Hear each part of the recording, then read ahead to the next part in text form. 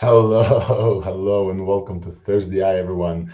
Today is May 21st. My name is Alex Volkov. I'm an AI evangelist with Weights and Biases. I'm hoping that I'm coming to you live from Denver, which I came back to after being at GoogleIO, which I think we're going to talk about here at length. Let me have my co-host, Wolfram, LDJ. Please let me know if I'm coming too loud and clear and well. Wolfram, welcome. How are you? Hey man, welcome back from GoogleIO. How was it? Thank you. We're going to talk about this at length. It was great. We This is the third time that ThursdAI is covering Google I/O. Let me just set up my camera correctly. Okay, there we go. And it was very hot. It was very hot, very exciting. A lot of people that I met, and I can't wait to talk about all the experiences. Um, I went live with Ray Fernando. Wolfram, can you hear me? Okay, is everything fine on the technical side? I hear you very quiet. I'm not sure. I'm using different headphones right now, so not sure if it's just me. Yeah.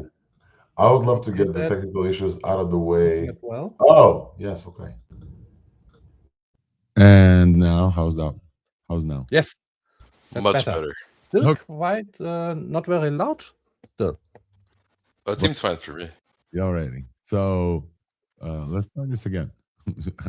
Should we start this again? No, something's Hello, not right. Wolfram. Test, test, test, test. It's very quiet, and I have my system sound on maximum, so that is strange. Yeah, I think this one is on you now, Wolfram. Try to fix because Hey fix DJ, the what do you recording. see or This hear is fine. Testing better? 1, 2, 3. Both Wolfram and Alex are similar volume for me, and they're Yeah, both fine. yeah. All right, so this is Wolfram is the guy now. Wolfram, please fix and come back to us if you can hear. But we'll start again because for the recording of the podcast. So we'll start again. Hold on. Alrighty, hello and welcome to ThursdAI for May 21st. My name is Alex Volkov. I'm an AI evangelist with Weights and Biases from CoreWeave. I'm super excited about this week. I'm super excited to tell you about the Google I/O week, Google Heavy Week this week. I went to Google I/O for the third time in a row. What is happening? Okay, there we go. I went to Google I/O for the third time in a row to cover the Google I/O conference. Shout out to the DeepMind team for the invitation. We also went live from there, and I can't wait to tell you all about this.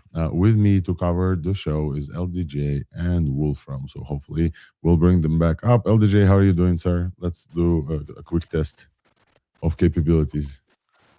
I'm doing great.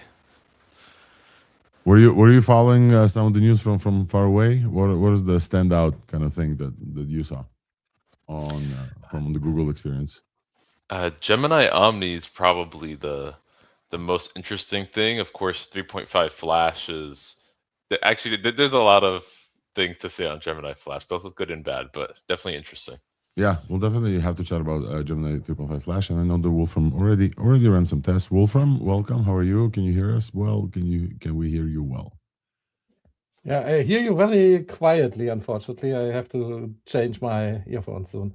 My favorite this week, if that is what we are talking about, is basically the Flash model. Flash 3.5, which is a big jump from 3.0. There was no 3.1. And with the release, Google not just released a new model, it also means that everybody who is using Google search or is using Android and the Gemini assistant now has a much more capable AI at their fingertips. So that is millions, billions of users. And basically, that means the whole intelligence that is available has basically, the bar has been risen. So that was the big news for me. I think I, th- I think that my feelings are the same. So I was sitting with this after the Google I/O release, and I see some comments as well that Google ship misses, etc. Um, this was less about model capability on its own, and more about, like Wolfram saying, a general uplift over all of Google surfaces in terms of how much intelligence everybody gets. And I think that this is the point that I haven't seen talked about. Definitely very happy to chat with you, Wolfram. I know you're very heavy into the Google ecosystem. Um, Google said that the Gemini app on its own has 900 million users. Do you guys see this? this is like rivaling ChatGPT, where, as far as I remember, LDJ, please correct me if I'm wrong, but as far as I remember, ChatGPT kind of like plateaued around 900 million. We didn't see like a 1 billion mark cross from ChatGPT, so it seems like it stopped growing, and now they're switching kind of the direction towards Codex growth. Gemini has caught up in terms of just weekly users, but in addition to this, Gemini is everywhere. Gemini is sitting inside the AI overview and the AI mode on search, which is, I don't know how many people use search, but 3.5 billion users. Gemini is going to come to YouTube. Do you guys see this with Ask YouTube feature where you could like chat and like go directly into YouTube? So that's 3 billion. They have this chart in the beginning where like how many apps of Google are being used by over 1 billion people, and it's like 7 or 8, I don't know, surfaces. And then they said how many are used by 3 billion plus, and there's like 5 apps. There's, Gmail, Drive, YouTube, and all of them. And I think that this is like the biggest deal there. Most of these apps would use Gemini, and all of these apps got a speed improvement, significant speed improvement. We're gonna have to talk about the speed of Gemini, in addition to a intelligence improvement. So while I did see a lot of commentary about the price of Gemini 3.5 Flash, and the fact that it's like token hungry, I think that like I think that just some of these folks on Reddit and X are missing the point a little bit. In addition to, and I will have to say this out loud, for some reason, and this is maybe my take on the X ecosystem and commentary about AI, the latest algorithm just loves highlighting negative views and takes. So I've seen just a lot of those just out of the blue with accounts that I don't follow with minimum engagement just like show up, and I started noticing a little bit of a like, hey, I'm getting a little bit of a this feels different than before. So like all of them, the second you like dunk on something, you get views. So I think this has to do with that as well. LDJ, comments on anything that we just covered? Anything that you hear? We'd love to hear from you what you're seeing. We want to give our folks here like an honest, full review of the releases. Yeah, so when it comes to the Gemini user growth, I am a bit skeptical of what they're reporting and how they're reporting it, because they do have Google Search, they have, like you mentioned, YouTube and Gemini increasingly being integrated. So when they say Gemini user growth specifically, sorry to interrupt, they talk about the Gemini kind of interface for the model. So Gemini, Google.com, or the actual app on iOS and Android. Not like everyone who uses the model across Google. This is like literally the Gemini app. Okay, and they're saying they have like 900 million. 900. Wow. Okay, yeah, Yes, that's impressive. That's more than I thought it would be. Yeah. And on the other point you were saying about, well, I told my fiance about this. She's like, I don't know any one person who uses Gemini. Yeah. Like, I use Gemini all the time. When I need something, I just like Gemini. And sorry, is that a monthly active users, weekly active users? I think monthly. Monthly. Okay, interesting. Because ChatGPT is their 900 million was reported as weekly active users. Yeah, back in November and December, and I think early like February as well. Like I don't. Yes. Yeah. On the other thing you were saying though, I definitely do see the like negative takes being pushed by the algorithm. People love seeing something being just like this person got destroyed. So Yeah.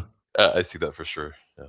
Yeah. I will just say, folks who are just joining us, that Logan Kilpatrick, member of the technical staff, I think is the official title, from Google DeepMind, head of Google AI Studio, and a fairly long-time friend of the pod as well. Logan was the one who invited me to GoogleIO 3 years ago. Is going to join us at 10 a.m. Pacific. So stick with us, or if you have to do something, go and do and then come back. Logan Kilpatrick is going to join us to talk about the Google AI Studio releases, in addition to just releases from GoogleIO. Google AI Studio is kind of a central piece now to the whole AI experience at Google. In addition to this, Logan is just incredible dude to cover kind of the reception and like very, very known in the ecosystem. Wolfram, what in your ecosystem of Google related things have gotten a little bit more exciting after this release, after kind of the keynote? The assistant I'm using a lot on my phone is my Google Assistant or Gemini Assistant, because I can unlock it without even touching the phone. So I can just say something and it listens immediately, which I do not have with Hermes Agent. So I still use the Google or Gemini Assistant a lot for small tasks in the house and so on. And it's always great if the intelligence is rising. The last one, when it was at 3, Gemini Flash 3, it was already a big upgrade from before. And I'm excited that it is now even higher. It's already at a level where it's very hard to tell the difference because the previous version worked so well.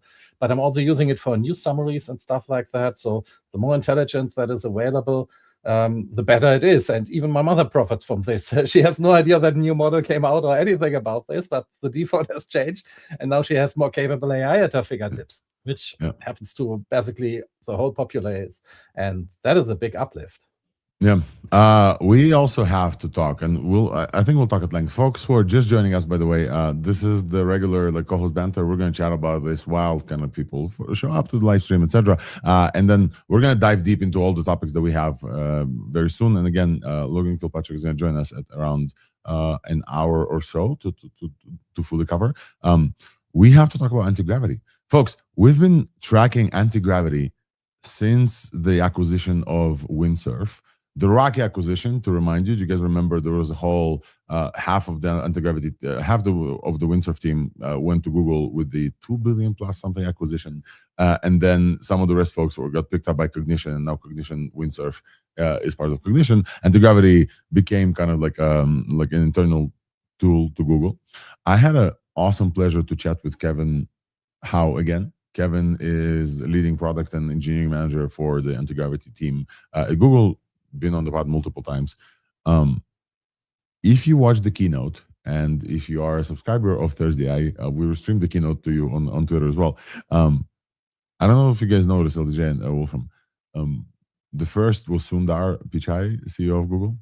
Then Demis Hassabis, obviously CEO of DeepMind, creator of DeepMind. Sir Demis Hassabis, and a Nobel Prize laureate, Demis Hassabis, who I chatted with for a brief moment. And next year, I'm going to interview Demis on ThursdAI, folks. Remember.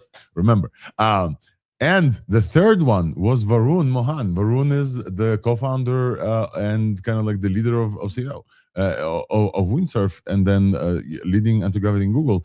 And this just showed me how strongly Google is coalescing behind the agentic coding agent tool as a general intelligence. I don't know if you guys noticed this, but like I think everybody must understand how meticulously planned every minute of GoogleIO is, and how much that says. The fact that like Varun and Antigravity is the third on stage in terms of like who presents. Remember, Google has YouTube. 3.5 billion people are watching YouTube every day, I think. I don't know. Google has Gmail. Google has Drive. Google has Shopping. Google has ads. There's so many like VPs and like more things in Google that just you have to realize how important this is. The anti-gravity, this thing that they just purchased. LDJ, remind me please, but like I think a year ago. Less than a year ago or so. I think something like that. Yeah. Yeah, not that long ago, is now on the lips of Sundar Pichai. Demis mentioned it, and Varun, the fairly new non-highly exec. Varun is not on the like C-suite execution as far as I know. Shows up third on GoogleIO.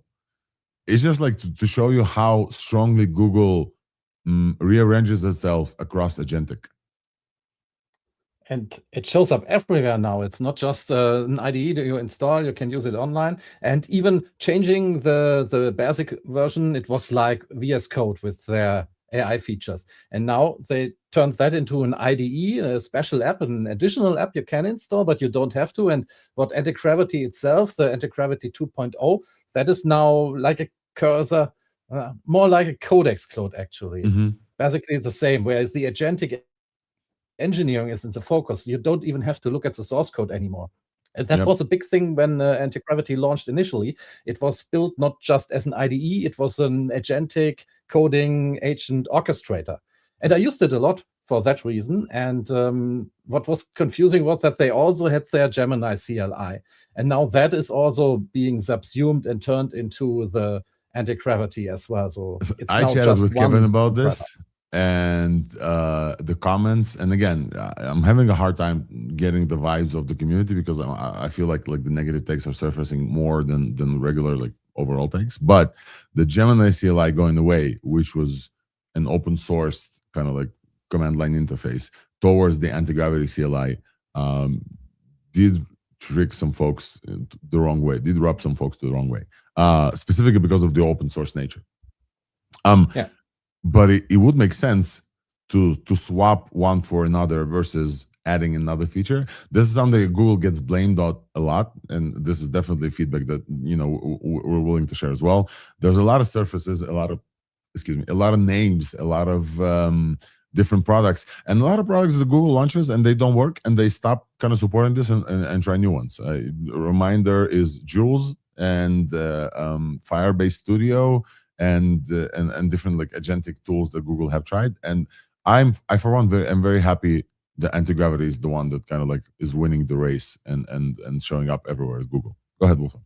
That's funny because I was even fearing that Antigravity may happen the same thing, that it would be canceled, because I was following its development very closely and it was too slow for my taste. And I wanted it to be open source. I always said I would love to contribute, to have my agent improve it to my liking. And unfortunately, it has not been opened. Instead, they even closed the Gemini. So from my perspective, that is a sad thing, because I want my agent to see the code, that then it can understand the code. It can work better with the code. That's a great thing about Hermes.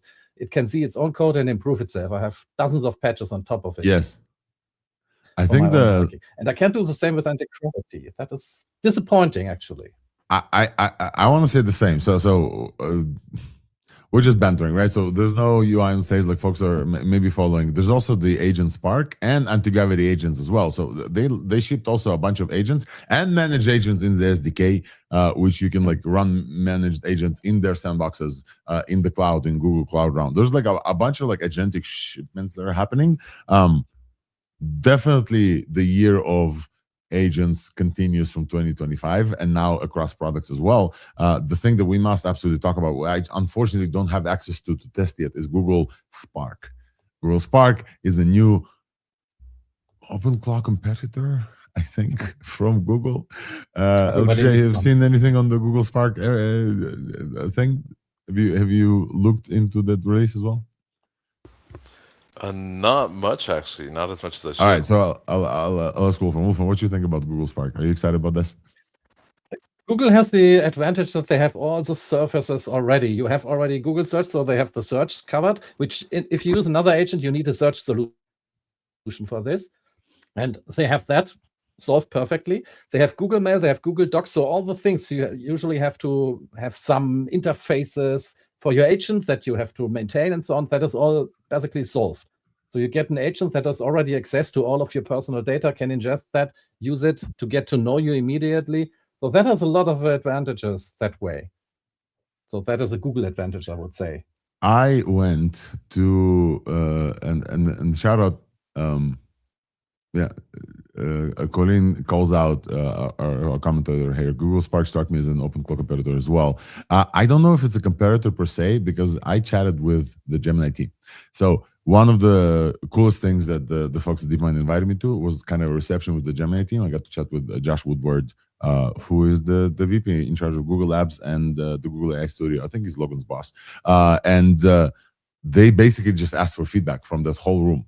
And the feedback I gave them, like, hey, the whole point of my agent, like Hermes, is self-improvement. I can tell it what it did wrong, and it writes itself and patches itself from, kind of like what you have as well. And this is the whole thing. And also, I want to port my memories. Like Wolfram, you have Amy, I have Wolfred, Ryan has R2. We keep talking about our agents as entities, and those entities, we need to like travel to another agentic harness. And if you guys won't enable this in Spark, it's gonna suck.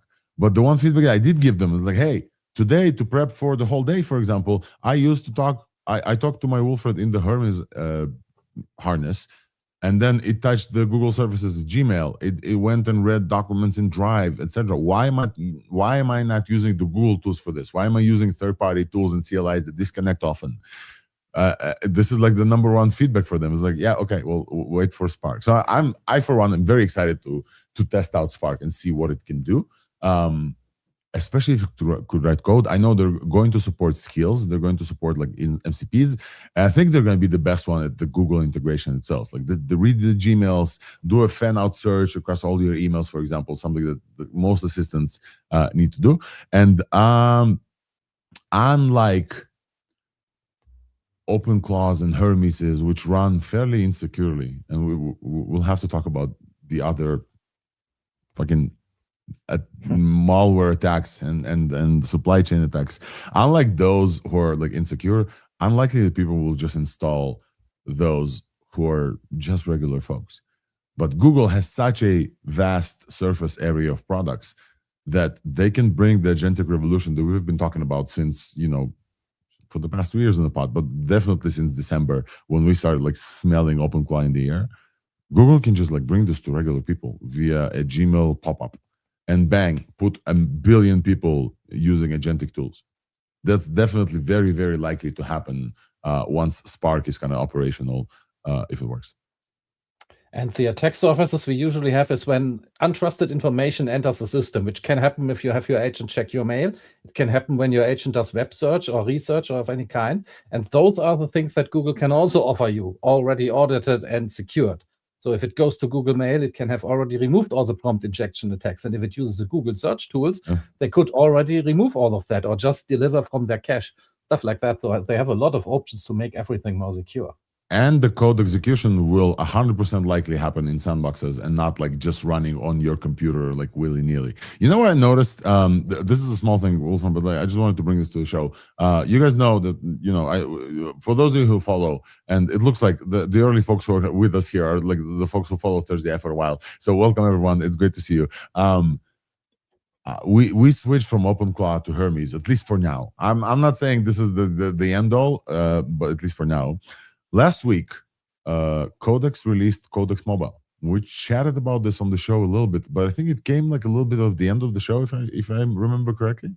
Or is that 2 weeks ago?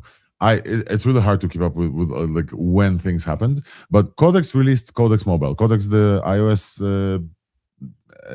is now in the Google. Sorry, in OpenAI ChatGPT app. There's a Codex button, and you connect it remotely to your Codex running on your machine executing code. I started switching completely to Codex for many of the queries that I had previously to my OpenClaw Hermes. Not only that, because they have the native connectors to Gmail and Calendar, like all these, I noticed that they perform faster and better than just the CLIs that Hermes have. I literally, Wolfram, I don't know if this happened to you, I ported Wolfred entirely with the memories and like everything into Codex. And just compare. I just send one into Hermes and one query into Codex. Codex just delivers much faster. I think it's due to not just the harness being better, but like the connectors being just more, proper and not open source CLIs that disconnect all the time. I don't know if this is also folks who are listening, if this is your experience as well or not, but I wanted to hear from you if you're using Codex Mobile. Yeah, I'm using Codex as my second main agent basically. So it's Hermes and Codex, and I have both on my Mac Mini, which I got last week. So yes, that was one of the reasons. I had my Hermes on Home Assistant, where I made the add-on myself. So that was solved, but I wanted to have a Mac Mini so I could use Codex computer use, because that was something I still had issues with Hermes doing it over the network. So I put both on there, and I'm using Codex a lot now. I have even the skills are the same. The memory's not completely yet, but there are solutions for that as well. So it's a great agent, and they can work together. I even had the computer use and browser use being used to have Codex control my Hermes through MetaMost, which I use as my self-hosted interface. So they were working together on different things, like upgrading Hermes, where I had so many patches on top that the agents had to make sure that everything still works, which worked flawlessly again, which I have to say. So that has been one of the reasons I switched, because the upgrades were so disappointing and so troublesome with OpenClaw. With Hermes, it has always been almost a pleasure to upgrade. Yeah, Hermes is a pleasure to upgrade, and Codex. And Codex is amazing. It's just amazing. I like using it. I'm using it so heavily that the interface itself is already becoming a limiting factor. If you have so many chats going on and multiple at the same time, it's a bit difficult to keep track of this. You can use projects, but I see it And one thing OpenAI has is their subscription. You can use the same subscription, so you can use GPT 5.5 in both codecs and in Hermes. And I think that is a major difference. Even if another model would be slightly better, why would I switch if I can use the subscription for this? I think that is something also a lot of people have to keep in mind. Yeah, you have so many tokens to use, and OpenAI even reset regularly, which is also regularly. fun. This is great. All right, folks. I think enough banter. Comments, please, from folks who are watching us live. I would love to hear from you if you've used Codex, if you use Codex remotely. Very unlike OpenAI, they released the Codex remote thing on both apps, both ChatGPT iOS and Android, which is like very, very uncommon as well. So that's great. I think we're gonna jump into the TLDR. We're just say hi to Nistan, our fourth co-host for today. What's up, Nistan? And then we're gonna jump into the TLDR. We have a lot to talk about. I really want to cover kind of like in-depth GoogleIO updates and other things. And I definitely want to shout out the folks who are joining us and subscribing to the channel. We are crossing incredible YouTube horizons lately. I think our channel is crossing like 40,000 subscribers. So if you are watching this on YouTube and not subscribed, hit that subscribe button so you never miss a show, never miss an episode. And I think it's time for our TLDR. Let's go to TLDR. As a reminder for folks, TLDR is a section where we just run through a list of everything that we deem that's very important and the list of things that happened in the world of AI, so that if you don't have that much time to sit with us and kind of like follow everything, you at least know of the stuff that we're about to mention. And as another reminder, Logan Kilpatrick, member of the technical staff on the AI team at Google, is going to join us at in an hour, in 10 a.m. Pacific. So very much looking forward to that. Let's jump to TLDR.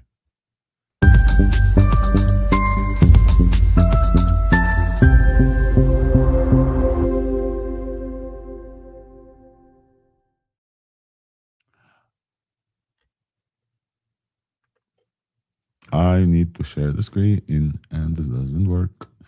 Give me a second, folks, please. One tiny second.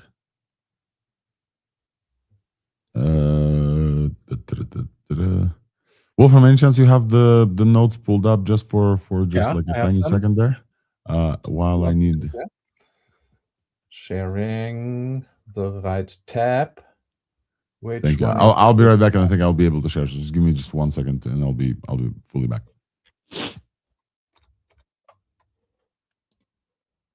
So, is it sharing my screen? It's not yet sharing. Oh, I don't have the administrative controls right now. So unfortunately, I can't bring this up. So let's see. But definitely the first topic is, of course, the GoogleIO 2026 coverage about the new agentic focus that Google has, Antigravity taking the central state, 3.5 Flash. We will talk about benchmarks, price, speed, and yeah, unfortunately also the controversy. GoogleIO also had basically news about where AI will be integrated into Google search, improving this. New will be in YouTube, and improvements in Gmail and the other services that OpenAI also has. Hopefully you guys can see my screen now. I'm back. Can you also hear me well? It's working. Yep. All right. All good. So I think that we'll start this again just for the recording. So folks, here we go. TLDR.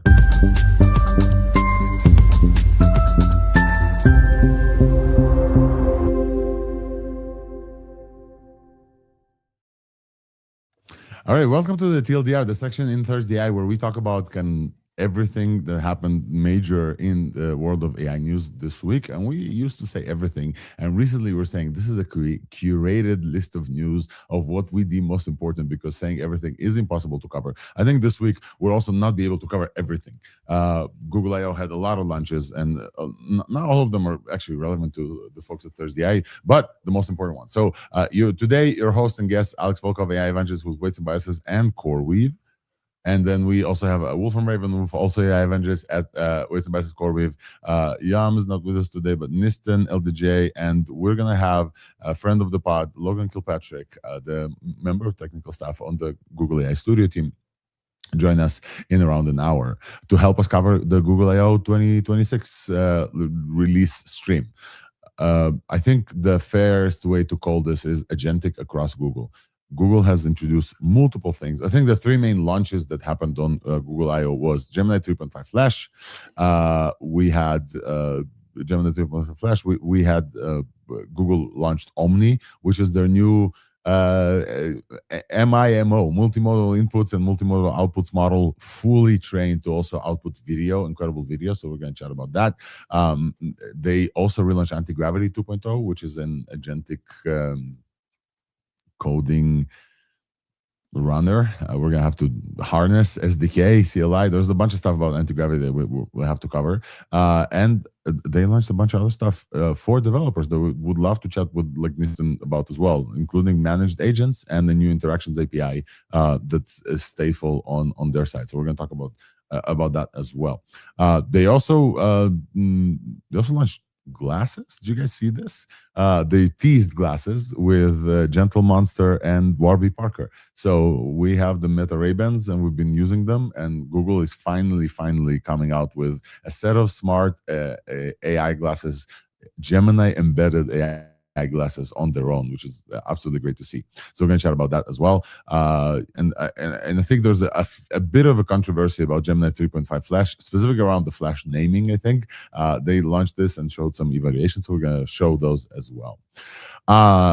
What else do I want to talk about from Google I/O? I would definitely want to cover the experience itself. So as on the third year in a row, ThursdAI is getting a great front row seat as part of the builders community at Google I/O. So I was there in Mountain View meeting a bunch of people. I had the breakfast with Jeff Dean, chief scientist of Gemini, which is incredible. Chief scientist of Google, which is absolutely incredible. On a whim, I also got to interview two great folks, Kevin Hu from Antigravity, a friend of the pod, and Ali Chevik from also the member of the technical staff. So I'm going to put those interviews up a little bit later as well. And I got to shake hands with them as Sabis. It was just an incredible thing. And also pretty much all of the influencers that talk about AI were there. It's kind of incredible the type of people we ran into. So I also want to talk about the experience of Google I/O at the Shoreline Theater, in addition to just the launches as well. If that's of interest to you guys in the audience, I think I'll cover that as well. In addition to this, there wasn't a lot of news. I don't know if you guys remember previously, Google I/O used to be undercut by OpenAI just before the I/O. Famously, the advanced voice mode was announced kind of just before Project Astra. But this time, there was not a lot of like, hey, here's some news before news. The only news that I remember that came before Google I/O was that Andrej Karpathy is joining Anthropic. Andrej Karpathy, who left all the major labs, co-founder of OpenAI, and then led the AI Tesla, went to Anthropic. There's not a lot to say about this besides the fact that pretty much everybody kept asking everybody else, hey, did you see that Andrej Karpathy is joining Anthropic? But there's a few other Anthropic news on there, specifically around via the SpaceX IPO filing, which is also something we should mention. It was announced that Anthropic is going to pay $1.25 billion per month for AI compute at the Colossus facility from SpaceX. Do you guys see this at the Memphis kind of like Colossus facility? So as a brief reminder, Space Daddy, Space Uncle Elon Musk, Space Uncle sounds way better than Space Daddy. Space Uncle Elon Musk very famously called Anthropic misanthropic and said that they're not going to make it, etc. And now he's selling GPU compute to them. I find it like really funny. I find it just absolutely hilarious. I see my co-host not even smirking, but I find it hilarious that now Anthropic is paying directly. And I found some jokes from folks who are saying, hey, when I get Opus from the XAI servers, I feel a little bit of a different taste of Opus. I found it really funny as well. Right. The limits are a lot higher now too. The quotas. They finally backed off. So they enabled double the quota for Cloud Design. Literally double the quota for all of Cloud Design. The quarters, the weekly closes are fine now. I think had this happened before the OpenClaw explosion, maybe OpenClaw wouldn't have gone the way it did with Opus usage, but I don't know. So this is Anthropic. Well, obviously Anthropic is also like very much close to filing for IPO. There's a bunch of other Anthropic news, like announcements about their profitability. You know, if you guys see that, I don't have the exact numbers. Let's go back to the TLDR. Here we have OpenAI's reasoning model autonomously disproves 80-year-old belief about the Erdos planet unit distance problem. I will say this again in a different way. This is like a summary of my agent that wrote this. OpenAI's AI solved a mathematics problem, a novel mathematics problem that humans were not able to solve before. I will even zoom in and say this again. Folks, this is not what we talked about a year ago. A year ago, for the first time, AI won the IMO, International Math Olympiad gold, and kind of competed with the mathematicians on the same level. This year, AI, for the first time, solved a math problem called the Erdos planar unit distance problem that humans could not solve. This was an unsolved problem, and OpenAI scientists and math people were also shocked that we're there at this point. This is a huge deal. This is a huge milestone. When we talk to you about feeling that the singularity is coming early in February, this is the type of stuff that we're looking at. We're looking at solving physics problems. You know, we're looking at solving math problems. This is one such problem. Now, do I understand the math behind the Erdos planar unit distance problem? No. I have no idea about the 80-year mathematical belief that this is impossible to solve. Erdos planar unit distance problem, they believed something for 80 years. AI discovered a completely unique, novel solution to that. This is exactly what we're looking at. This is exactly what we're after when we were saying AI needs to like help humanity move forward. So I think it's a huge, huge deal, despite the fact that I have no idea what that's about. The cute thing about this, they released the thinking traces, the summarized thinking traces, not the full thinking traces. It's really fun to read how the model got to that like breakthrough and said, whoa, it's scary to think about this as a breakthrough. We're gonna talk about that. LTJ, go ahead. A brief comment on TLDR, and then we'll definitely like get there. Yeah, I was gonna say that there is previous over the past few months problems that have been solved by GPT 5.4 Pro and things like that humans have not solved, but this seems like to be the first prominent one that actually has impact on mathematics and specific fields. So yeah. And the highlight there is that the IMO models previously were like fine-tuned models. This is a general model. This model was not trained on solving Erdos like problems. This is a very general model that is solving this. Alrighty. We also have a very big update here. Cursor launches Composer 2.5. This is a continued fine-tuned training with a lot of data training on Kimi K 2.5, not 2.6. Partly trained on Colossus 2 from XAI. So folks, it's kind of interesting that now XAI is training Grok, XAI is training Composer, and XAI is running inference for Claude and maybe others ones as well. I think it's very interesting. But let's get back to Composer. Composer 2.5 is much faster, and it's getting 69.3 on Terminal Bench, very close to Opus 4.7. But it runs at like 10x better efficiency. So this is like an open source base model with the Cursor data that is being trained on Composer. And as a reminder, there is a standing agreement between the XAI folks and Cursor folks for a $10 billion collaboration for the Cursor data, which all of us provided when we used Cursor for a long time, and a potential $60 billion acquisition at around, before IPO or something, if that model works. So they're co-training Grok and Composer with the Cursor data. And if that works out, XAI will just acquire XAI will acquire Cursor. And so the Composer release is a really good release. We should talk about this. This is the one thing that came out before GoogleIO. It's 10x better efficiency than than other big models. Alibaba also drops Qwen 3.7 Max agentic frontier model. They claimed it ran the 35 hours autonomously and now controls physical robots. So that's pretty cool. We talked about Andrej Karpathy, the darling of the industry, one of the top people in AI, joining the pre-training team in Anthropic, leaving behind his I love this picture. Leaving behind his aspirations to change education forever. I think that this is why he decided not to take any labs. Very interesting. He did not go back to SpaceX, despite obviously co-founding the Tesla full self-drive team. And obviously the SpaceX IPO S filing was there.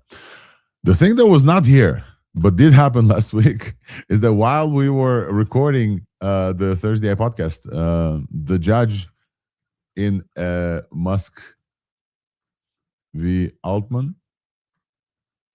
the jury in Musk v. Altman trial, the jury decided that whatever claims Elon Musk brought against OpenAI were past the statute of limitations. He brought them too late. They deliberated for 2 hours, and in a unanimous announcement, this is a follow-up for folks who follow the trial, the bombastic trial of the century as much as we did. They unanimously decided that Elon Musk brought those things too late, and they didn't even judge the case on the merits of the case, because the technicality is there is a statute of limitations. Apparently, Elon Musk and the XAI folks will appeal this decision to the higher court, but for now, OpenAI won.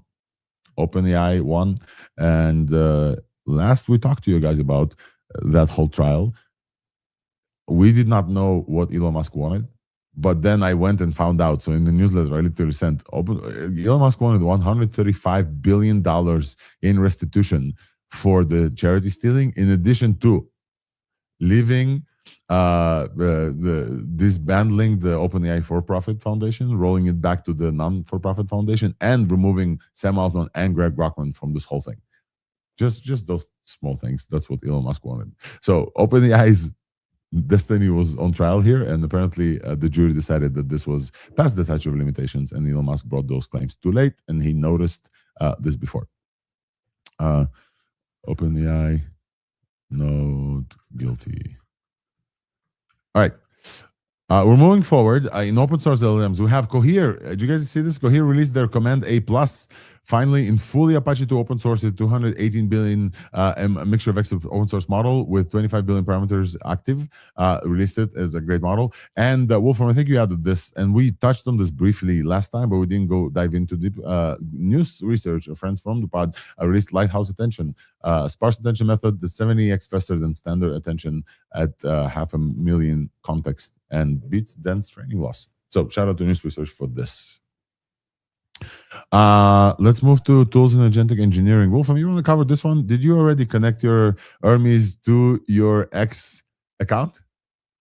Yeah, so the cool thing is that the X developer account posted the instructions how to connect your Hermes or OpenClaw to your X subscription. So this has been possible before, but an official guide how to do it, that was of course great. And I think a lot of people use that to set it up. You basically just point your agent at the guide and say, hey, I want to set this up. You have to get an API key, and then your agent can use the You don't have to get your API key, sir. No. You can click like an auth. They give you a link now, and you say, I approve. No API key is required. I think this is the highlight here. You can use your X premium subscription the same way that this like new Grok build is using it. And I think this is the highlight. You can just like press a button. I you're agree. Right. Yeah, so it's not an API key, it's just some kind of credentials that you have to get. Yeah, credentials, yeah. I am very impressed with the Hermes setup experience. It took 2 minutes on stream on Discord last night. And for Claude, they make it so that, you just click and then you add the Anthropic website confirmation key in there. I also added the weights and biases API and the API key in there. And then it automatically found all the models in there and will let you select models and change them directly in the UI. Like they have done a great, even the setup itself, just installing Hermes on a container was, again, it was like in under 2 minutes. You're just up and running with when So it's you gonna joined be. the club now. Yeah, join the club. Listen, join the club. LDJ, I think you're the last holdout. But folks, like on this piece of news, just super quick, you can now use your X subscription and XAI API keys directly, both Hermes and Open Cloud, but specifically for Hermes, for both of them, this opens up an entire suite of tools. You can use the Grok TTS, which is excellent and very, very fast to generate voices and clone voices. You can clone your own voice. You can create any voice for your like Hermes or OpenClaw. You can use X semantic search without using the API key. So this is a huge deal for people who don't want to pay XAI, the console, or want to run out. You can literally use your X subscription now as an additional. It's kind of like your OpenAI subscription.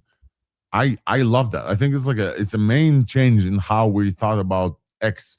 Previously, you would buy the X premium subscription to maybe get some Grok, but to get a little bit boost on X. Now you can use that for an actual thing, and you can search semantically. This is like really, really, really dope because everything else searches via this Bird CLI that Peter Steinberger released, or via the browser sessions. It's all not kosher. It's all that can get you banned. Now there's an official way to use your X subscription to actually use the top of the search. So I think that's absolutely great, and we should highlight this. It's super useful because I hate it when I have some tweet, some post, I want to find it, I go to the search and it's so difficult. Now I can just tell my agent and it will just search X, find everything. The news articles I sent you, that was also my agent where I said, okay, go through my likes and my bookmarks from the last week, from last Thursday, check which I bookmarked, which are news items, and send them to Alex. So basically, you can do such workflows now very easily without having to pay a lot of tokens. All right, it's absolutely great. And folks, if you're using X Premium, definitely connect your agents via this via this connection. It's really, really great. Google launches managed agents in the Gemini API. Folks, this one is very, very big as well. Now, this is not going to give you a full OpenCloud Hermes in the Google Cloud, but it's kind of close. Basically, manage it. Go ahead, Wolfgang. I mean, maybe it can. If you launch this agent and tell it to set up Hermes agent, it should be able to. Not everything is going to work as far as I understand. I've chatted with a person in Google who did like a very similar thing, but yes, it could essentially get very, very close as well. Managed agents will get their own sandbox within Google with a huge overhead of memory that you could like potentially achieve. You can like run llama models in there, I think. Nistan, this is the one. I see you yawning, but you should be smiling about this one, not yawning. I wanted to highlight you about this and for you to go and try to figure out what the hell is this all about. It's a production-ready Linux sandbox, full Linux sandbox, and you launch Google like agents via one API call, and it's just a bunch of stuff that happens in the managed agents. The infographics has nothing to do with it. The infographics get confused. Okay, managed agents, we're going to talk about this as well. And XAI launches Grok Build. It's an agentic CLI like Cloud Code and Codex and other ones. And it's an early beta for Super Grok heavy subscribers. This is a very easy way to have Elon Musk notice your account. If you post stuff about Grok Build, incredible stuff, and say it's amazing, Elon Musk will retweet you. That's all I know about Grok Build. I didn't want to pay the $300 in addition. I think I have enough subscriptions. But they are working on this, and they're trying to do very aggressive pricing as well. So early beta for Grok Build, which is their CLI tool that uses obviously Grok 4.3. In this week's buzz, Wolfram, you want to cover this week's buzz, just like the TLDR headlines, and then we're going to dive into this? Yeah, basically, I just wanted to point out there is an AI developer meeting in Cologne. It's been happening for a couple of years. So when we are doing this week's buzz, I will tell more about it, but I will speak about Wolfbench on this. And also, Weights and Biases is a sponsor and has a booth and talks at the ICRA, the International Conference on Robotics. So yeah, that will all happen in about 2 weeks. So I will tell about this in our session. Amazing.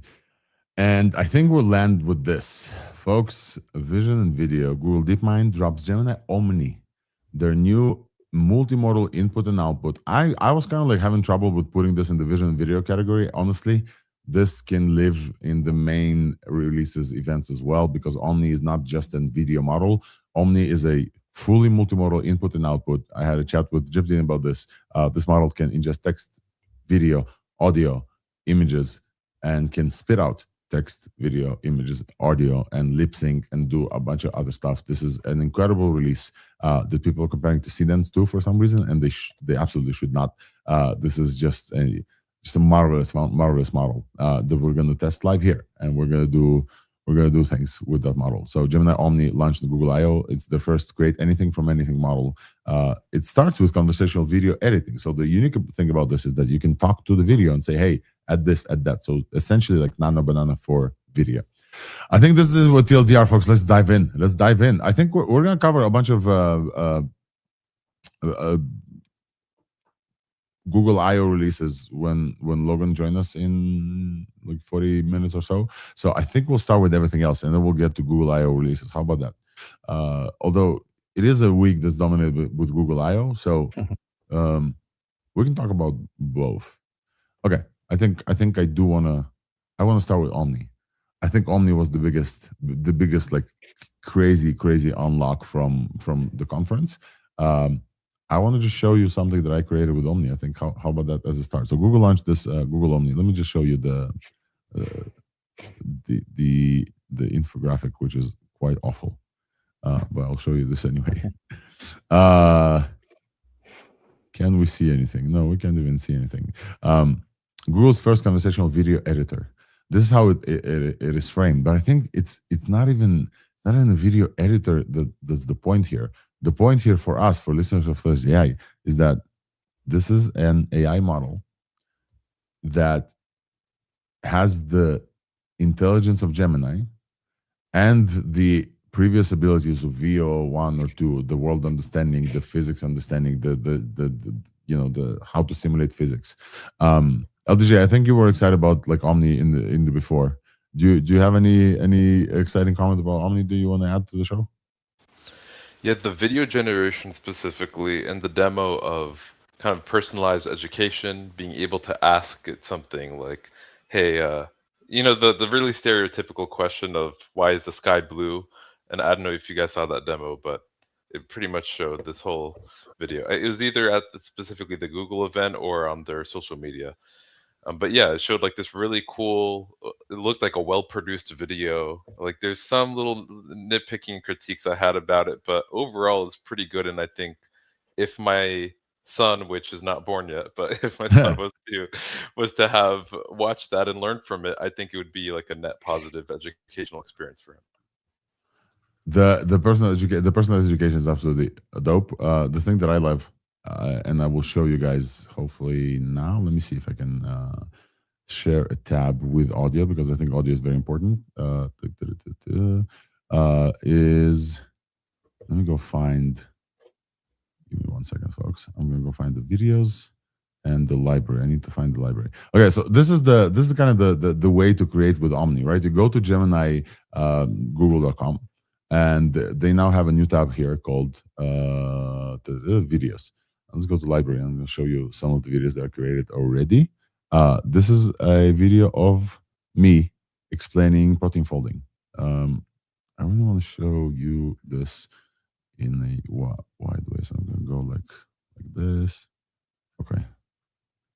You guys see this a little bit better? Yeah, okay. You can see it a little bit better. And I want dark mode. I don't know how to do dark mode. Give me just 1 more second. It's fine. It's okay. So here is a video where I asked Claymation explainer of protein folding. Okay, you guys ready for this? Proteins are the body's molecular machines. But to work, fold into a perfect shape. Amino acids twist and fold into shape determines function, allowing life to happen. So a very brief explanation of amino acid and protein folding, okay? And then I added my own face and said, replace this character with Alex from this pic. Just, this is the 2 things. Look at this. Proteins are the body's molecular machines. But to work, they must fold into a perfect amino acids twist and fold into a clump. Shape determines function, allowing life to happen. So there's a little bit of a hiccup there, if you noticed. It skipped a little bit of a word, but it just used my likeness and created this within the video, and I thought it was like super cool. I'll show you another one where I just like took my cat and I asked them to animate my cat and provided a bunch of pictures.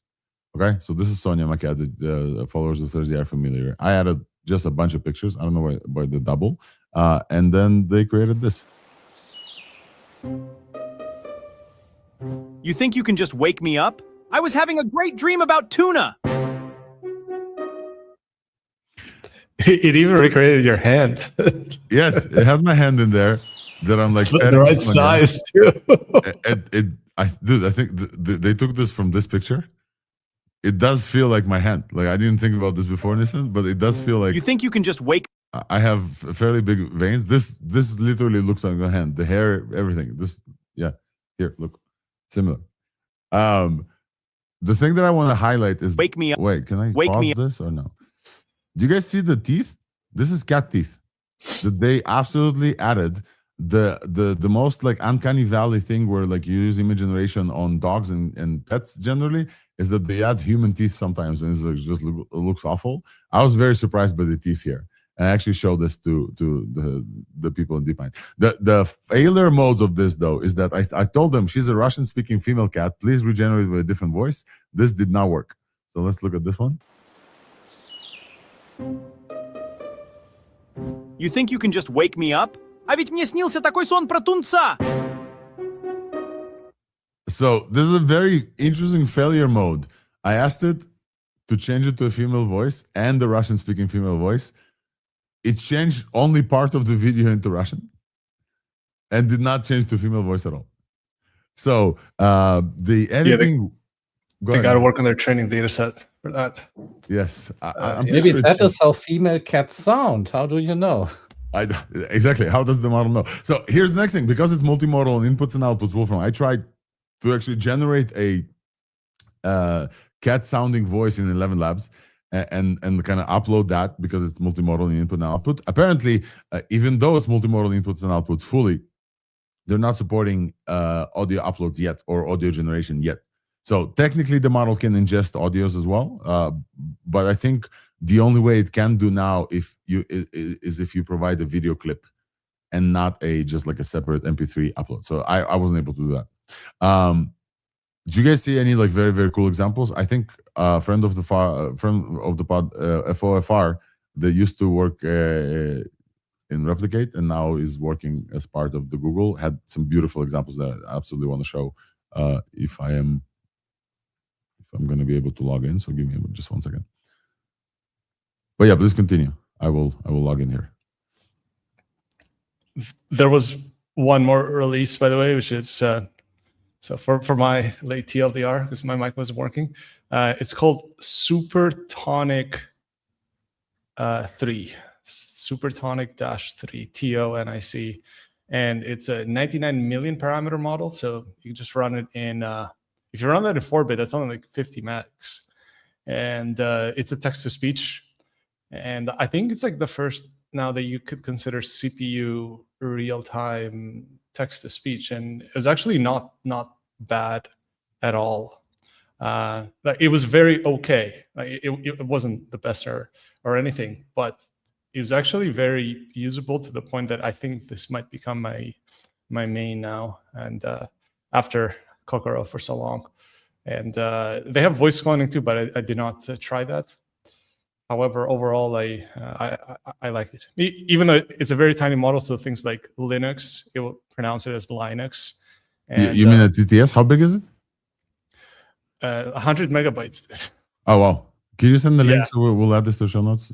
Yeah. I just put it in the chat here, and there's a demo to the space as well.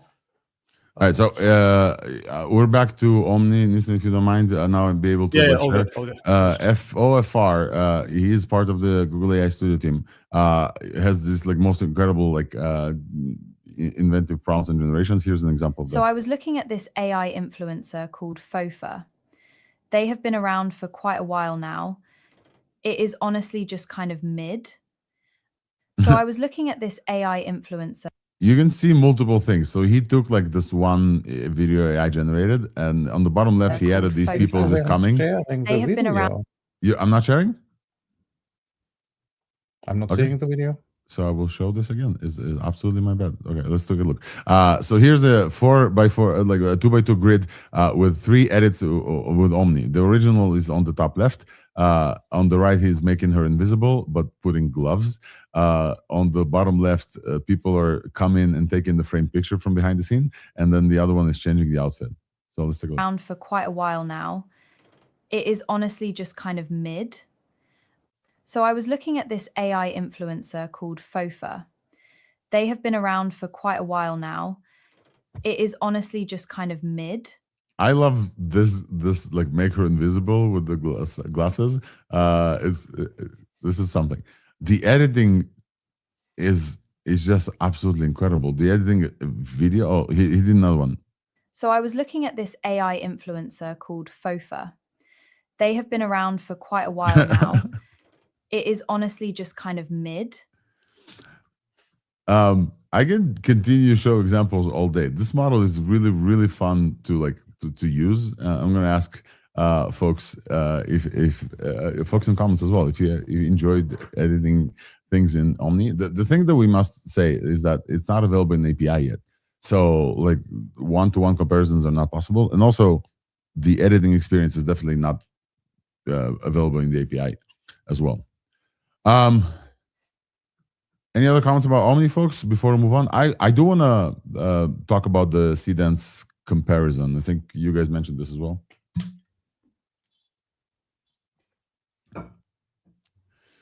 Sure. Right. Yes, sure. Thank you for the approval. So the immediate reaction that we saw for Google releasing this is that a lot of folks felt disappointed. They were expecting VO4 and kind of like a jump in whatever. And I think this comparison was mainly to Seedance 2.0 from ByteDance, which is the leading kind of video generation in quality. All the crazy clips that you see of, I don't know, Chuck Norris roundhouse kicking everybody throughout Hollywood is like mostly from Seedance, which is very interesting from 2 reasons. One of them is ByteDance does not care about IP at all. So, obviously the generations of those can differ, but also those are different models. Those are absolutely like different approaches, different models. And I think it's very important to explain why. And I think since we have a little bit of time on the show, I want to show you a video clip that I recorded with, I had the awesome luck to chat with Jeff Dean, chief scientist of Google for the past however years, Google's own Chuck Norris. And I want to show you the video of me asking him why Omni is different. So let's look at this video. Hopefully you guys can hear. You should be able to hear. So in the same way that Nano Banana suddenly brought a Gemini model to image generation and let you interactively edit that image with, the full capability of a multimodal Gemini model. You could, say, please make the sky purple instead of blue, but everything else will remain the same. And just a chat interface. Just chat interface. Then you can also input images, like, please add this dog, and have a picture of your dog or whatever. The same thing is what Omni brings to video. So now you can generate video with a text prompt or images and say, please make these people walking down the street or whatever. But you can also interactively edit the video in the same way that you can interactively edit images with Nano Banana. So, and the intelligence is from Gemini part of the stack, and then the Gemini model, and then a video generation thing. It's not, and it's trained end to end. It's straight to end-to-end, so it's not like a VO plus a text model like jumbled together. And the Omni multimodality on input and on outputs. Can you talk about that? Like, can this model generate just voice, for example, like a voice MP3, or is the part of it is it generates voice in addition to video and syncs them together? It generates both. I think the initial product release may not have that. Yeah, product doesn't have the. But yeah. So the model is capable of just doing different separate modalities, including text, right? So technically, I could chat with this model without even having to generate anything. Sure. Yeah. How? I'm assuming you guys have the capability to do this. How is that compared to like other Gemini models? Where would you put it in the stack of like Gemini 2.5, 3, 3.5 now? That model intelligence-wise, just intelligence-wise. Quite capable model. Right? It's like similar to a Flash level, recent Flash model. Yeah. Is it taking significantly longer to All right, so this is a chat with Jevdin, who explains to you this is not a like. That was sorry to interrupt you. But that was a very good question because I mean he didn't answer it, but remember how we saw 2 weeks ago that there was that Chinese architecture or something that did manage to do fully end-to-end stuff, image modeling with just the transformer, like without having a separate language model and then having the VAE and diffusion stuff. So they just went for like a pure multimodal. So this is, I think, Google's first pure multimodal, and I do think that's somewhat of a big deal. I think it's a big deal. He didn't fully confirm that, but yeah. So it's a complete change in the architecture, and I guess due to the training data and the size, it was comparable to the Flash model, but it is definitely not the Flash model. No. Yeah, that's pretty cool actually. And I think Demis Hassabis, who was on the stage on there, talked about a lot about like the Omni model being the most important thing towards kind of AGI. The model need to understand the real world as well. All right, I think we talked about Omni a bunch, folks. Omni is available on Gemini, Google.com, and you're welcome to use it and test it out. It's really, really, really something. I think it's many people didn't like fully discover the capabilities of Omni or how to prompt it or how to play with it, as usual with these big releases. Let's talk about everything else besides GoogleIO, because we're going to cover GoogleIO with Logan as well. And I don't want GoogleIO to be the only thing we talk about. Let's talk about Composer 2. Do you guys see Composer 2? Let's definitely open this up, please, because I think it's an important thing. 2.5, right? 2.5, sorry. Yes, Composer 2.5. Thank you, Nistan. Folks, Cursor is back. Many people like dismissed Cursor with the launch and whatever, but Cursor is absolutely back, and they have a great pre-training and post-training team. Composer 2 from the team at Cursor launched again. Composer 2.5 from the team at Cursor is a continued training on top of Kimi K 2.5, a Chinese model with permission, and now it's training partly on Colossus. And so Elon Musk, Space Uncle, is getting very excited about this as well. Just look at these numbers. On Terminal Bench 2.0, Cursor is 69.3, where Opus 4.7 is 69.4. Obviously, GPT 5.5 is significantly higher than all of them. We know the GPT 5.5 is a very good model. But a big jump from Composer 2. Wolfbench Multilingual, 79%, getting close to Opus. And Cursor Bench, their own benchmark, top of the of the tasks that people use Cursor to do. This model beats Composer 2, obviously, and comes very, very close to the max Opus 4.5 thinking and GPT 5.5. Very close, 63%. While being 10x cheaper. I think that this is very important. All those benchmarks, while it's $0.50 per million tokens for input and $2.5 million per million output tokens. Yeah, they got those B300s now from Colossus too, because all the B200s went to hosting Opus for Anthropic. I would have liked to see SW Bench Pro and not necessarily the multilingual. I think they just have much better data to train multilingual. But yeah, at this point, if you have one of the biggest single batches of B300s, you should be able to get something good. But I am making an assumption here that it wasn't like as good as SW Bench Pro. And I would actually like to see some type of arena scores and the artificial analysis one, because Qwen3 Max also came with like very, very high scores in this regard. But then like on the arena and stuff, it was still like Opus 4.5 level from a year ago. So I would like to see some more, but yeah, this is going to be not bad. I mean, all the models are getting kind of good now. So there's that. The thing that is big here, I think, is they're training in 10x total compute model after this one. So Composer 3 or whatever they're going to call it is going to be 10x this with that efficiency as well. I find it very interesting. The Composer Cursor out of nearly nowhere is coming out as fighting frontier labs on coding. And we'll talk about this when Logan gets here a little bit. But effectively, all of the big labs have realized that the path towards full AGI is a general coding agent.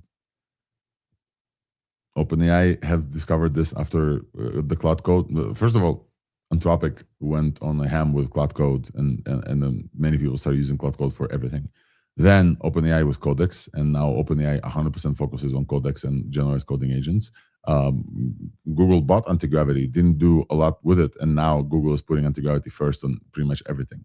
And now Cursor that has been kind of the leading AI agentic editor for a while, has a lot of data, is getting almost acquired by SpaceX for their data and their expertise. And now they're becoming this like, oh, ID is dead, so what's going to happen to Cursor? No, Cursor is now training coding models. Very, very good coding models. Yep. I even said this nearly like 8 months ago or so when doing the medical stuff, that I was telling like actual doctors is this thing has to be completely agentic. Like we can't just look at benchmarks and stuff. It has to go look up papers, look up results, reason stuff out, troubleshoot, try multiple times. It has to all be agentic, and you basically have to use coding models. That's where we're at. Yeah. So Cursor is doubling the usages for this next few weeks of Cursor 2.5, Composer 2.5. You can go and test it out. There's a bunch of novel architecture stuff like Moon Optimizer things, and you can even run it in a faster variant, which costs more. So it costs $3 per million tokens, and 15, which is still cheaper than other fast tiers. And fast is the default option as well. And I think it's very, go ahead, Wolfram. There was also always, in recent times, more discussion, is fine-tuning dead or not? Do we need to fine-tune if we have such general capable models? And I think this shows that it is not dead. And usually most people were fine-tuning smaller Quen models, for instance, because they were small. And so you could achieve in specific areas better scores. But this is a big Kimi model. So it's not just a little Quen that is being fine-tuned, but one of the biggest models that are available for open use. And Kimi is a trillion parameter model.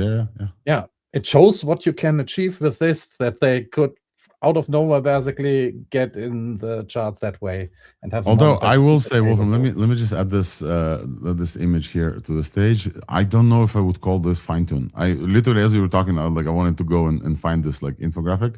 80% of the compute for Composer 2.5 comes from additional training in RL. Do you see the graphic?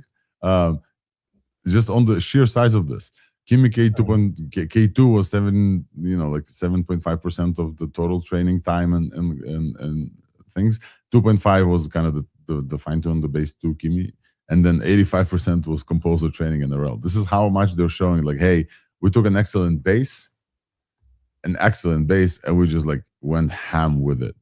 But yes, I agree with you. It's like this is post-training, synthetic data, just a lot of like very important stuff like that. Have you guys actually tried it? I didn't have chance. I was on GoogleIO.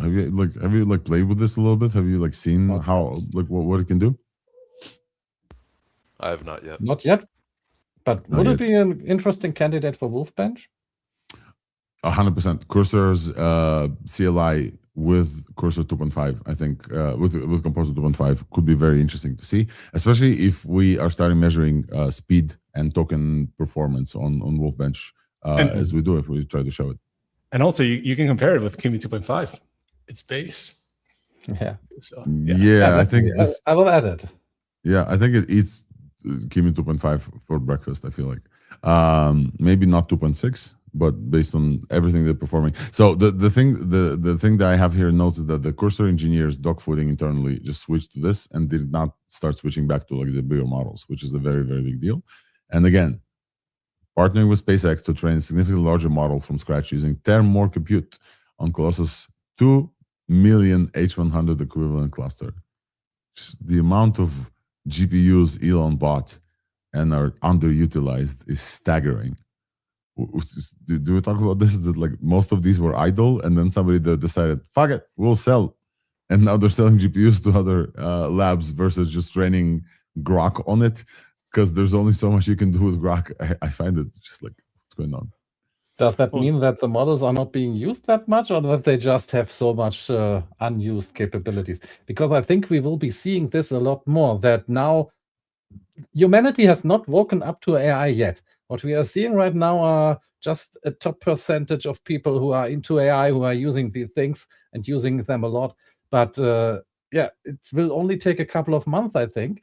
And then even more people will realize what agents can do and use them. So we are just at the beginning. And that relates to what I also have a news item about OpenAI selling guaranteed compute, where you can go into a contract for a couple of years and they guarantee that you will have the compute. So I think right now they are throwing out all the tokens that you can use. But I think over time, the more people wake up to this, we really have to accelerate the data center building.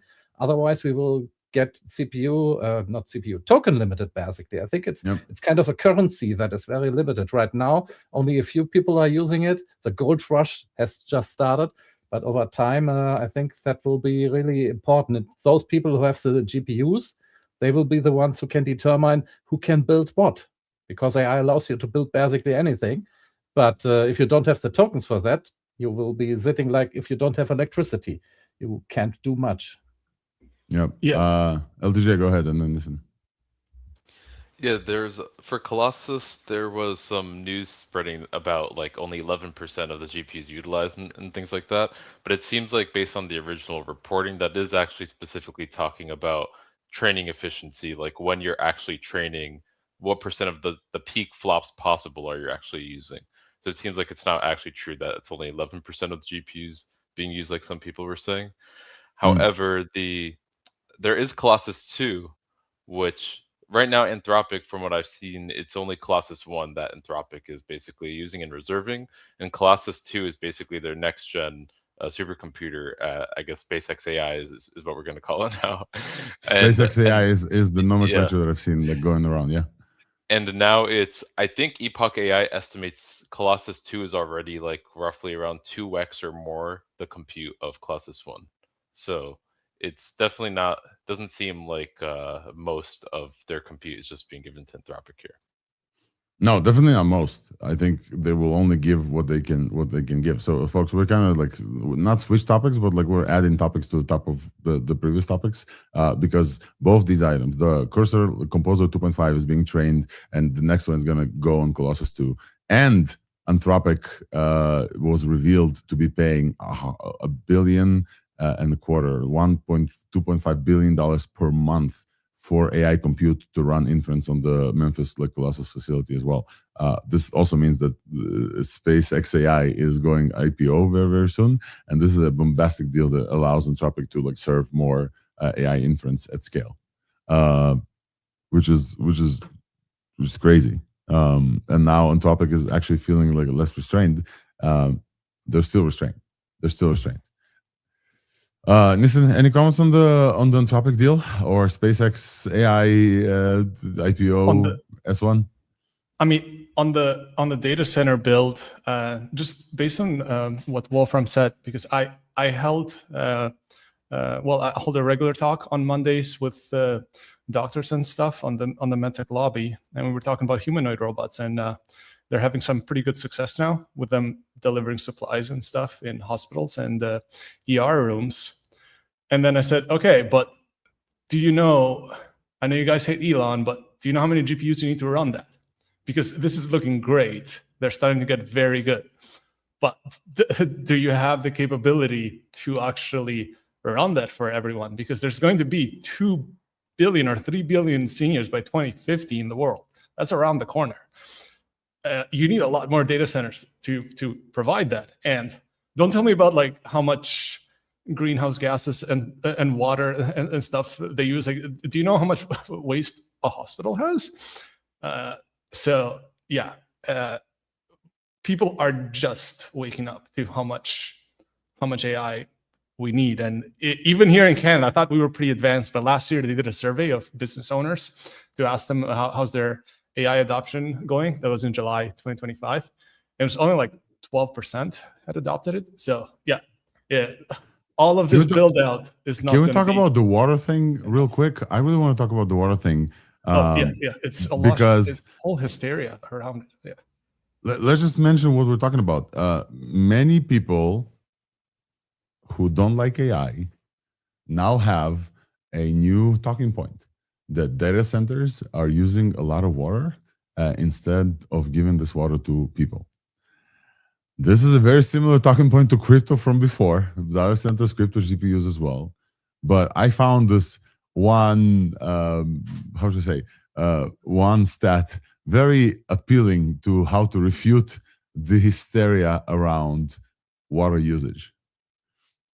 California almonds use roughly 3 to 5.5 million acre-feet of water per year. This is 4 to 7x more times than all of the data centers in North America combined in 2025. We give and spend more water on almond making that like 95% of it goes to China. It's all export anyway. Then all of the data centers, not only GPUs, just all of the data centers, Intel's, like all of the thing that powers the banks, the hospitals, everything, a year. 7 times more water goes to fucking almonds. There was a paper, this misconception started out of one, there was one paper or one study published, and they messed up the milliliters with the liters in that study, and then it got corrected. So they ended up showing, I think it was in Chile or something, that they were using 1,000 times more water than they were using. Also, the reason that Amazon has built data centers that don't use water at all, but they end up using about 30% more electricity. So that's the only reason. Like, if you just had more power, they just wouldn't use any water at all. Yeah.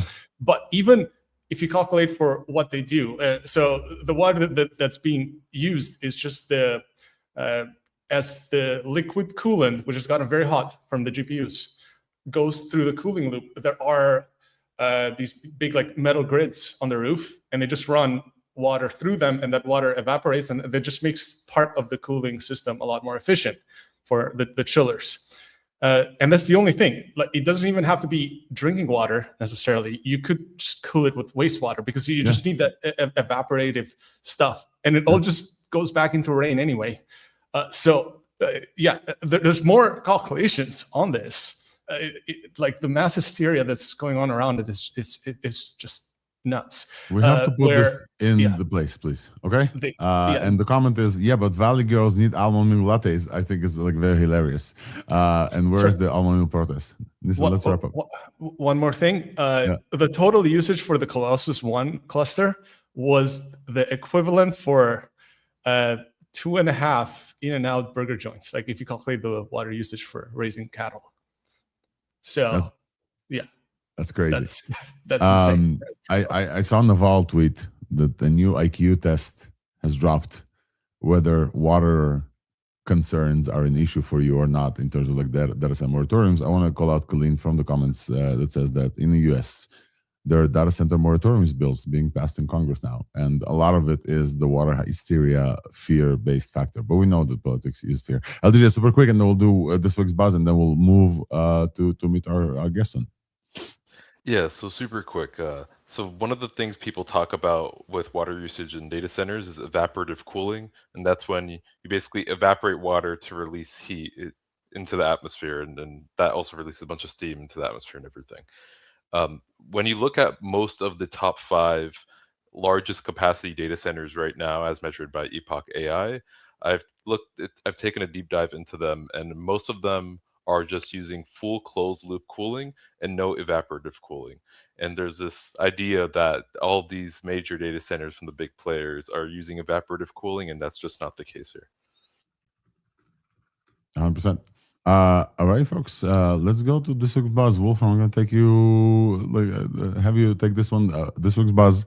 Unlike the... All right, this week is the corner on ThursdAI. We talk about our sponsor, our main sponsor of the show, the only sponsor of the show, Weights and Biases from CoreWeave. Both me and Wolfram are AI managers at Weights and Biases from CoreWeave, and we have some updates for you. So let's go to this week's buzz.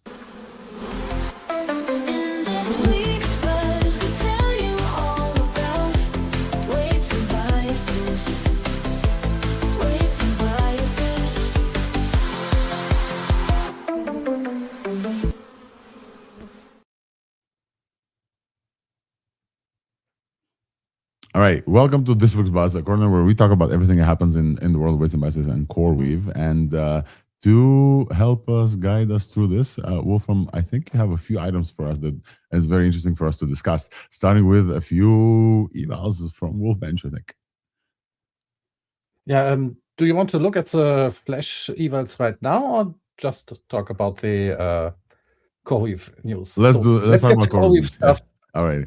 out of the way first. So basically, I shared it in 9 days and 20 hours. The premier conference on robotics and automation, the ICRA, will happen in Vienna, and CoreWeave is a gold sponsor of this, and will also be. We have people from our company speaking there. So if anyone is interested in automation or robotics, that is a great conference. Check it out and meet us there. I will be coming there on Wednesday until Friday. The whole team will be there from Monday to Friday. And yeah, basically, I'm coming a bit later because there's another event that I will be attending, which is the AI developer event, AI Dev. Let me just put in the link. AI Dev 6 event is this. I sent the link in the chat at the top. It's here. So we can put it in the show notes, and we will also put it too many windows. So for folks who are AI Dev is in Cologne in Germany, right? And then you're going to in Cologne. Yeah, and I will have a talk about Wolfbench, and I will show you now the Wolfbench results for Gemini 3.5 Flash. So basically, taking a quick look at it, just a couple of minutes. So we are going, so this is a page where you can join the conference. It has been happening since 2024. So this is the 6th iteration. It is it's not a commercial trying to sell you stuff, but really AI developers meeting there. I've met a lot of cool guys over there who created models I tested, and yeah, it's a great conference. So check it out. Wolfbench results for Gemini. Let me resize the window a bit so we can take a look. I think this is a good one. Is it okay though? Yes, I think it's fine. And I'm going to bring LDJ and Nistan here back to kind of comment on the Gemini 3.5 results. And we're going to cover the Gemini 3.5 with Logan Kilpatrick in a minute as well. Go ahead, Wolfram. The Gemini 3.5 Flash is on 4th place overall here. And as you know, Wolfbench covers different models with different agents. But with Flash 3.5, I only tested the Terminus agent, which is the official terminal bench agent, and the Hermes agent. And if you just look at these two agents, you see it is on 4th place if you look at Terminus. But interestingly, which is something other benchmarks usually just see the average score with the benchmarks. But at Wolfbench, I look at different metrics, and one is the top score and worst score. So if we take a look at the Ryans, that is the interesting thing here, that the Ryans and Terminal Bench, it's very high. As you can see, the worst score I got on this one, I did 5 runs, and the worst score was 60%, the best score was 79%. So it was quite a lot of Ryans in there, which is something I have other people seen opinions on the model, that it is sometimes not as reliable. Because, yeah, that's a lot of Ryans. If you take a look at the other models here, you can see 80% to 74%, it's just 6%, while it's 19% percent point difference between these. So that is with the Terminus agent. So it is a great model. The best score was 79%, which is even higher than the average score. It's almost the same as this is GPT 5.5 extra high. I need you to zoom in if possible, not like browser zoom in, or just like, I don't know, like that. Yeah. Because not Command Plus, but like browser zoom in if you can. Because I'm struggling to understand. Wolfram, give me, is this a good model, sir, or not good model, sir? This is what Yam usually needs to know. For a Flash model, it is amazing, but it is also, it has a high variance, so the reliability is not as good as it is with the other models, which means if your harness has some fallback mechanisms where it can retry stuff, you can get really good results. And if we want to look at a real agent, Hermes agent, it's even on the 2nd place in here. This is, Hermes agent is a real agent doing real stuff. And if you use it with this, the variance is much less. So you can see the harness makes a big difference. In this case, it is not as much variance here. And it even outperforms GPT 5.4, Opus 4.7, Opus 4.6. So it is an amazing agentic model. Wow. It has a high reliability here. 51% of the whole benchmark are solved in every run. So that is one thing. Wolfram, And if could you pull up the tokens while we wait for Logan? Could you pull up the tokens completely used for this run? I gotta wonder because will like I do this. saw. Sorry. Just let me show one thing, which Yeah. is if you look at the ceiling, how many percent of the whole benchmark can a model solve? It is in first place. So 87% of the whole benchmark can be solved by this model, which means in all of the 5 runs, it solved 87%. Not in one run, but that is the amount of tests of the whole benchmark this model has been able to solve, which does not mean that it is smarter than any of the other models. In agentic, we have seen that the speed of the model is also super important because you have 1 hour to solve the task. So a small model or a faster model can just iterate quickly. Even if it makes mistakes, it can correct.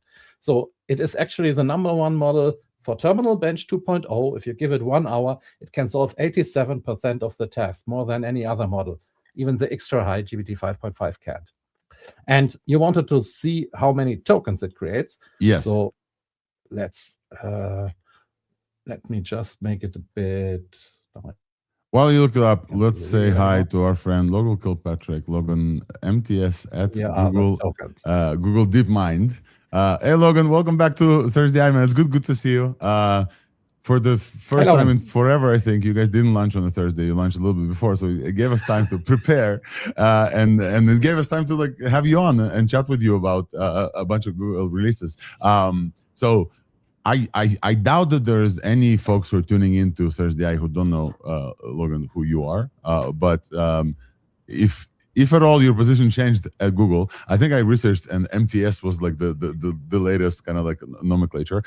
Could you give folks like a 1-line bio of what your current responsibilities at Google are? Yeah, well, it's great to be here, not on a Thursday where we're launching a bunch of stuff so that I have time, to your point, to come hang out and say hi. I lead our developer platform team inside of DeepMind, so focused on bringing the models and new capabilities to developers in the API, sort of building for the next gen group of developers with a bunch of our vibe coding services, and then work on a bunch of model improvement stuff as well with a few products there. So it's fun. Yes, AI Studio was the big one that you kind of led and are leading for a while. The AI Studio, I think, is the main interface where people can like get started very easily. I think it's a big change for a big big machine like Google, where Vertex was kind of like one of the only services to try and access. I remember specifically, I would love to have like a very small kind of like icebreaker with you about how many clicks it takes to get an API key discussion that used to happen, and you guys worked like really hard to like make it so now it's very easy. I wanted to bring you on first of all to congratulate on a great I/O. Thank you so much for having us for the 3rd time on there as part of the Builders group to come and cover it live and chat with all these folks and have the ability to chat with not only you and the AI Studio team, but also them. You know, the Mr. Sub is working around just yesterday. I think it was yesterday. So much things happened since then. And also we had breakfast with Jeff Dean. It was just an incredible experience overall.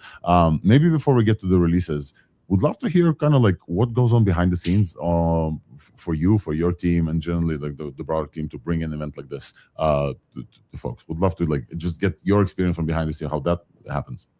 Yeah. I mean, the shout out to the Google marketing teams for making it all happen. There's so many people working so hard to pull off I/O. It's like a event at that scale is exceptionally difficult. So I get to do all the fun parts, which is go around and see folks from the ecosystem, the community, and launch things, and they have to do all the very dirty and hard work of actually pulling off an event of that size. So it's crazy. They've been like setting up that space for many weeks, and obviously teams across Google for like many months working on all the product stuff that actually landed. And it was cool to see like.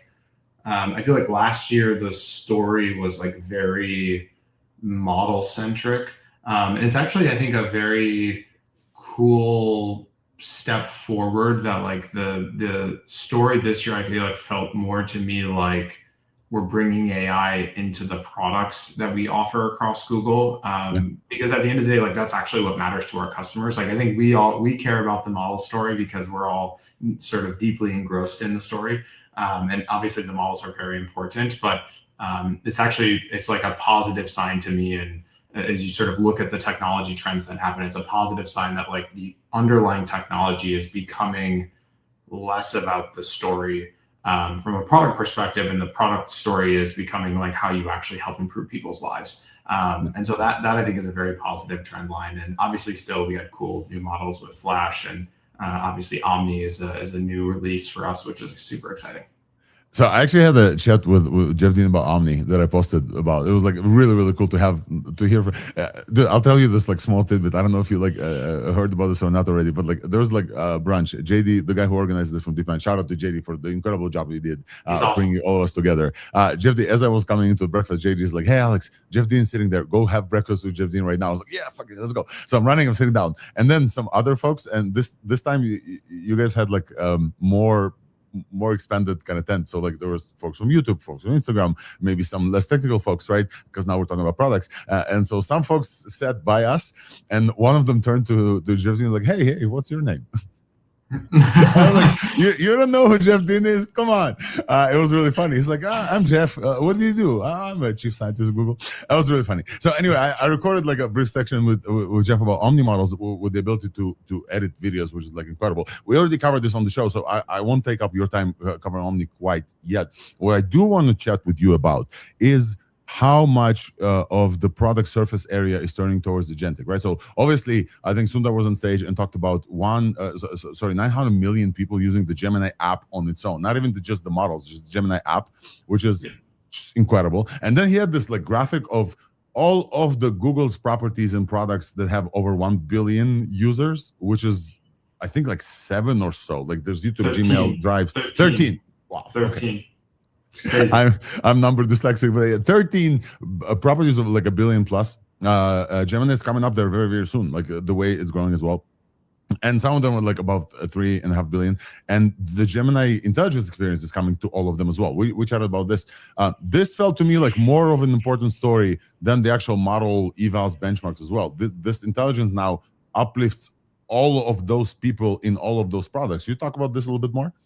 Yeah, no, 100%.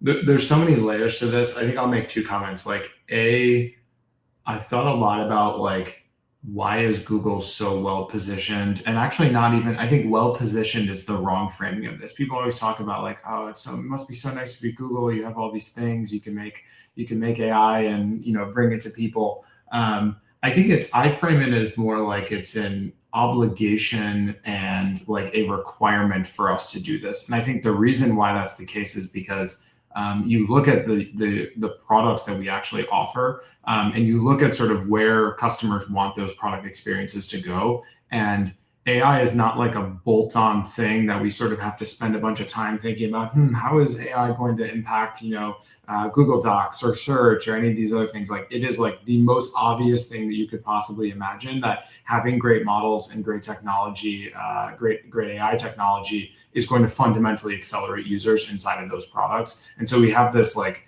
imperative in order to go and build great models. Like it is foundationally an accelerant of Google's business, of their products, et cetera, et cetera.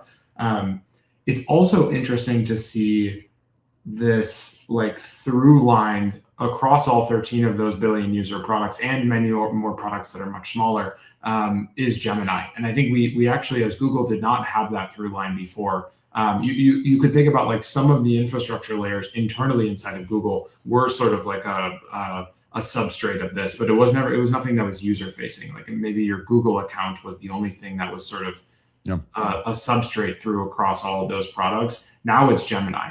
And so I think there's this like huge, it manifests in this like cross Google effort of like literally like, an Apollo era mission of like that many people across Google working to make these models possible and bring them to our products and sort of help our customers understand how to use them. And like, it's at that scale from an infrastructure investment and a human capital investment. And so it's crazy to see, and it's fun. It's fun to see the progress that's taking place across those products. An additional progress that's happening is agentic, and I really want to talk about that specifically. It feels like many of the big labs, frontier labs, kind of realized that the coding agents is the way to kind of generalized agents as well. So OpenAI, obviously, with Codex and their investment in Codex, Cloud Code's insane success from Anthropic as well. And previously, a small, not that well-known product in Google called Antigravity that not many people know is now taking third place.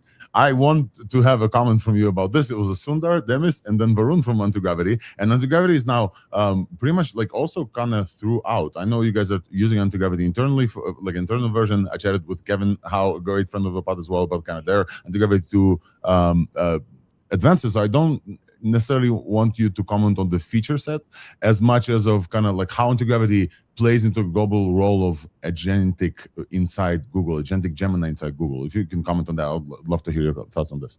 Yeah, for sure. I think it is. I mentioned like sort of Google's infrastructure had historically been this through line, and then we sort of had Gemini as this through line.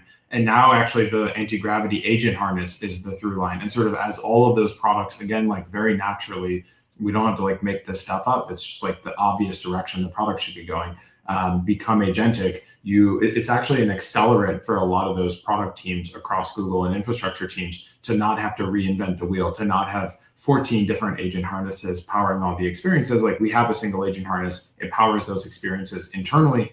And IO is fun actually because we get to sort of bring the agent harness to developers as well. And so if you're sort of however you build and you want to build, if it's in a hosted API, if it's, on your own device locally, if it's, on the infrastructure that you run in some server somewhere, like all across all of those surfaces, you actually have access to that harness and can continue to build with it, which I think is super interesting and important.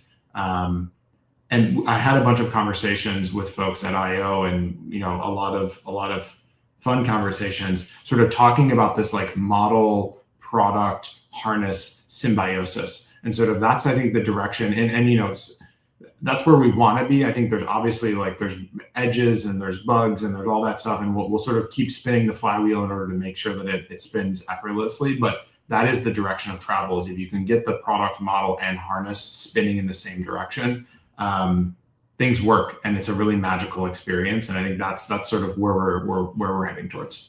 We have a mental model here on ThursdAI called model harness context, right? So it's very hard to predict what will change because a year ago nobody thought about like personal agentic harnesses like OpenClaw Hermes, and then suddenly they're like everywhere, including Gemini Spark that's launching soon for folks who are not as technical, don't want to install as much with native access to APIs. And then the things that will not change.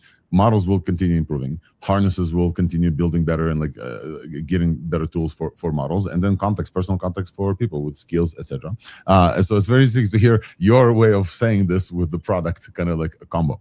The infrastructure is in there too, but I think we don't need to talk about. But like actually, like you start to see this like infrastructure specialization for these different use cases as sort of the flywheel spins, and then if you can get the right infrastructure, it can be just like a massive amplifier of how fast you can spin that flywheel. Yep. So in that vein, I wanna add like one more comment about not necessarily the models, but the other stuff that people may have missed from the launches. There's a bunch of stuff for developers. Would love for you to comment on the SDK in general. So like basically what you said, and we talked with Kevin about this. I'll post this conversation very soon.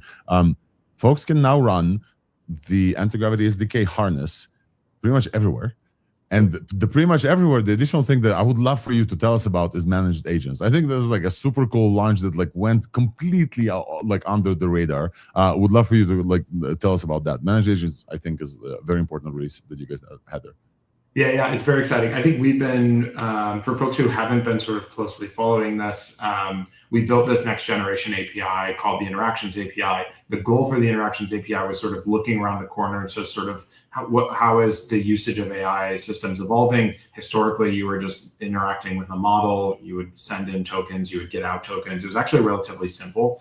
And then all this sort of agentic tool use stuff started to happen, those sort of reasoning models happened, and it sort of gets actually pretty clunky to try to use like sort of the past era of, input output style APIs with this new era of models. And so I think probably like 9 months ago, we started building the interactions API.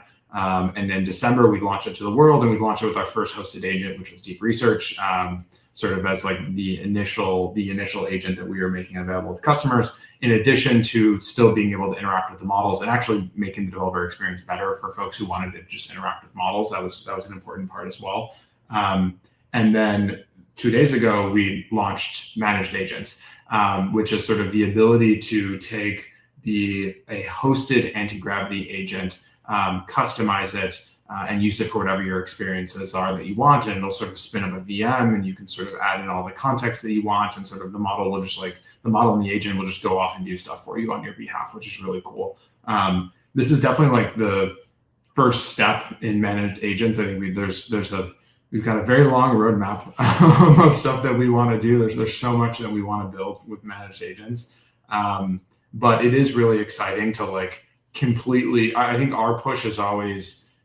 And the angle that we're trying to look at this through is like there's, tons and tons of sophisticated customers out there who can, do all the customization that they want to do. We want to give people control, but we also want to significantly reduce the barrier of entry. I think Google has like a unique worldview on this. I think like I share that unique worldview. Like we should make it so that everyone can build with this technology.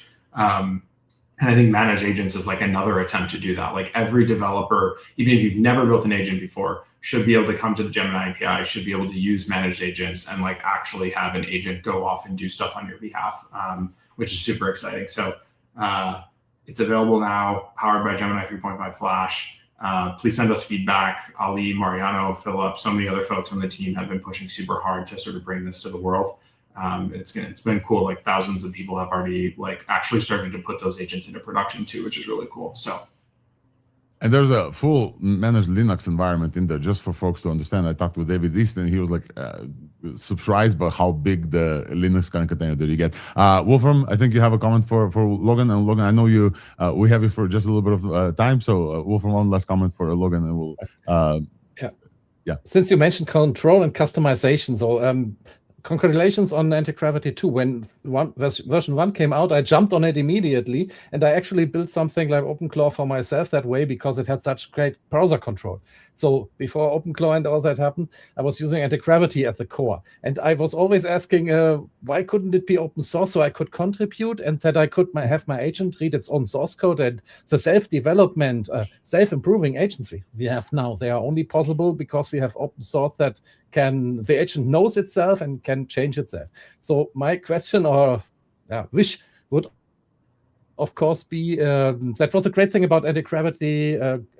Google Gemini CLI, it was an open source tool. Now that is gone and it's all Antigravity, but there's no open source anymore. So from my perspective as an avid agent user, I would love to have my agent have the ability to change and improve itself and submit the patches to the core. Like we are all using Kubernetes or Linux because the backbone is always open source. So in that regard, basically, is there a chance or do you have plans in that regard?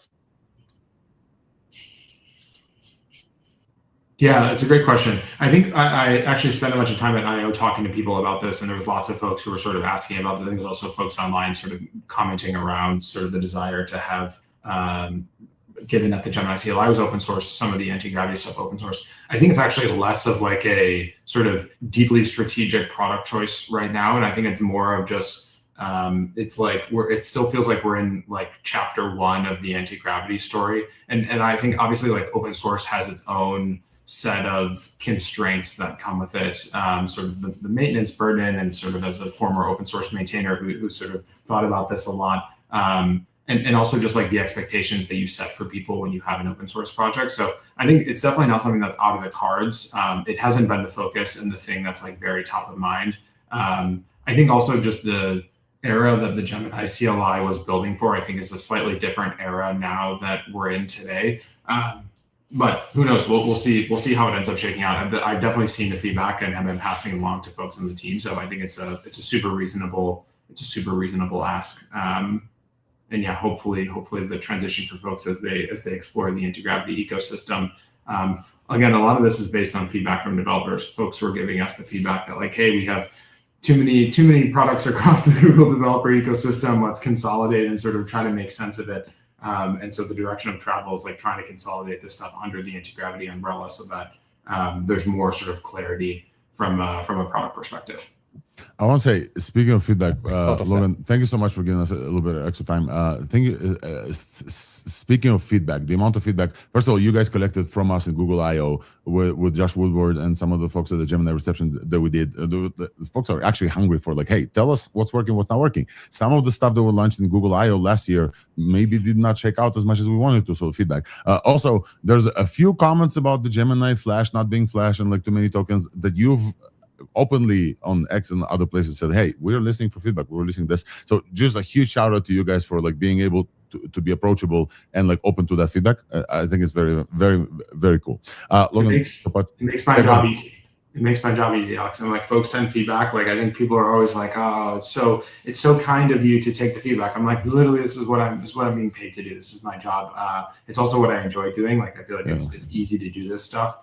I'll make one quick comment about Flash. Yeah, I was having this conversation with folks yesterday, and my colleague Tulsi Doshi actually made an interesting comment about also this, friend of the pod, also somebody who appeared on the pod before, Tulsi. Yeah, Tulsi's awesome. She's incredible. We need to go pester Tulsi to make sure she tweets more because she's like very close to the action and sort of dialed in. But the comment that she made, which resonated with me, was like, I think a lot of the comments about Flash is sort of comparing sort of previous iterations of Flash. And the way that I think, and I don't know, we probably didn't land this point clear enough. When Tulsi said it, I was like, that makes sense. And we should have said exactly that. But Flash is sort of built as the workhorse model for these different eras of how people are using AI systems. So I think the original versions of Flash, 2.0 Flash, even 2.5 Flash, were built for an era in which like the predominant product experience of how people were interacting with AI was chat. Chat, yeah.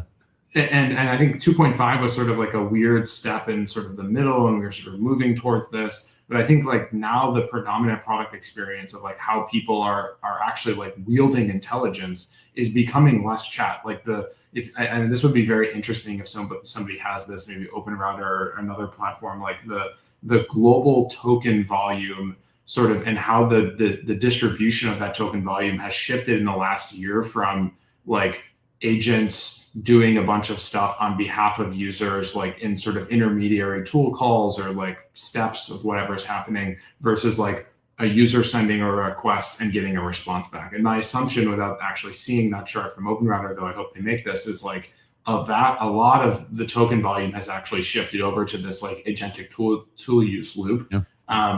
And so I think Flash is being like built. I think about this as like the first iteration of 3.5 Flash, of this like new era of a Flash model. And so of course there's like rough edges, and of course there's things that we're going to get better on, but the direction of travel is like continue to make a great workhorse model that sort of enables that loop to happen, both like really well and at a price that I think makes it possible to scale this up. So definitely hear the feedback from folks, and we'll do what we always do, which is keep iterating and shipping.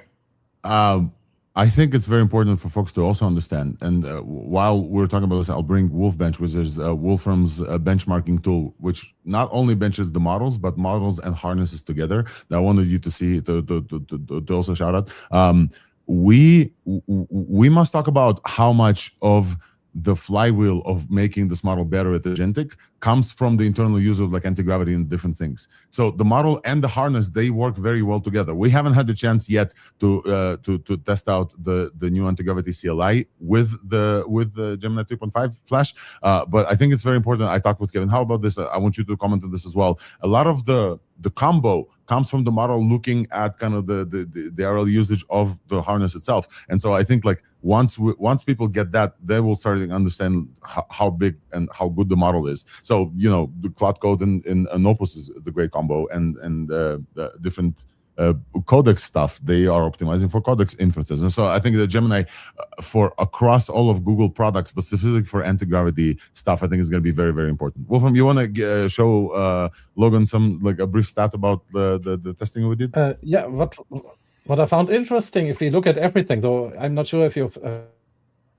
familiar with Wolfbench, so it can be look a bit confusing sometimes because I'm showing so many different things. I'm using the terminus, which is Terminal Bench 2.0 and Hermes agent. And if we look at the ceiling, how many % of the whole benchmark can a model achieve and complete, then Gemini 3.5 Flash with its 87% was, if you just look at the Hermes agent, it is in the first place. So it achieves, Gemini 3.5 Flash can solve more of the whole benchmark than even GPT 5.5 at extra high, which did 85%. This model is, so I'm looking at different. Well, from maybe some interesting context is I think this model is very determined. I think is like one framing that I think in conversations I've had with folks, they're sort of referencing the model as. I think we've gotten a ton of feedback that like Gemini is lazy. And sort of, I think this model is like, maybe a little bit too much of an overcorrection to that feedback, but like the model is exceptionally determined. I think this is in part some of the feedback about like cost and sort of, as you get the model to like try to do more and spend a longer time reasoning, it does end up actually costing more in order to pull off. But definitely trying to find the balance of sort of like the determinism, how determined the model is, how lazy it is, the cost, etc. So this model is definitely errs on the side of being more determined.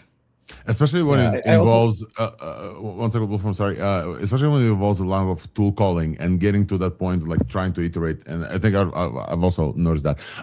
Logan, we've taken a bunch of your time. I really, really appreciate it. And I know how busy you are. I've seen the calendar before from JD. Thank you so much for inviting ThursdAI, being a friend of the pod as well. And congrats on all of the launches as well. And we'll post the Wolfbench analysis public as well. So you guys Please, can, like, I would love to. Yeah. It looks awesome. Excited Awesome. to dive in, and thank you both for everything you do, and thanks for having me on. Thank you, man. Thank you for coming up. Take care. Bye-bye, Logan. All right, folks, I'm going to remove Logan. I'm going to add folks back on the stage. That was a great conversation. I love Logan. Logan doesn't do a lot of like media, so like we're very, very lucky to have Logan Kilpatrick jump on and kind of talk about this. I love the framing. LDJ, we started this show with a little bit of the kind of the controversy about like, the pricing and the Flash not being Flash. After hearing from Logan, what's your take on where like this Gemini model lands? Yeah, I mean, I feel like to really get a true picture, we ultimately have to go use it, right? Yeah. But yeah, I think it can definitely at least be competitive in for certain tasks and for certain enterprises and for certain price ranges and task difficulty ranges. Yeah. Yep. Nistan, feedback, comments? I'm using it right now, and I definitely see the determinism in it. It is determined. Yes. Yeah, it is very very determined.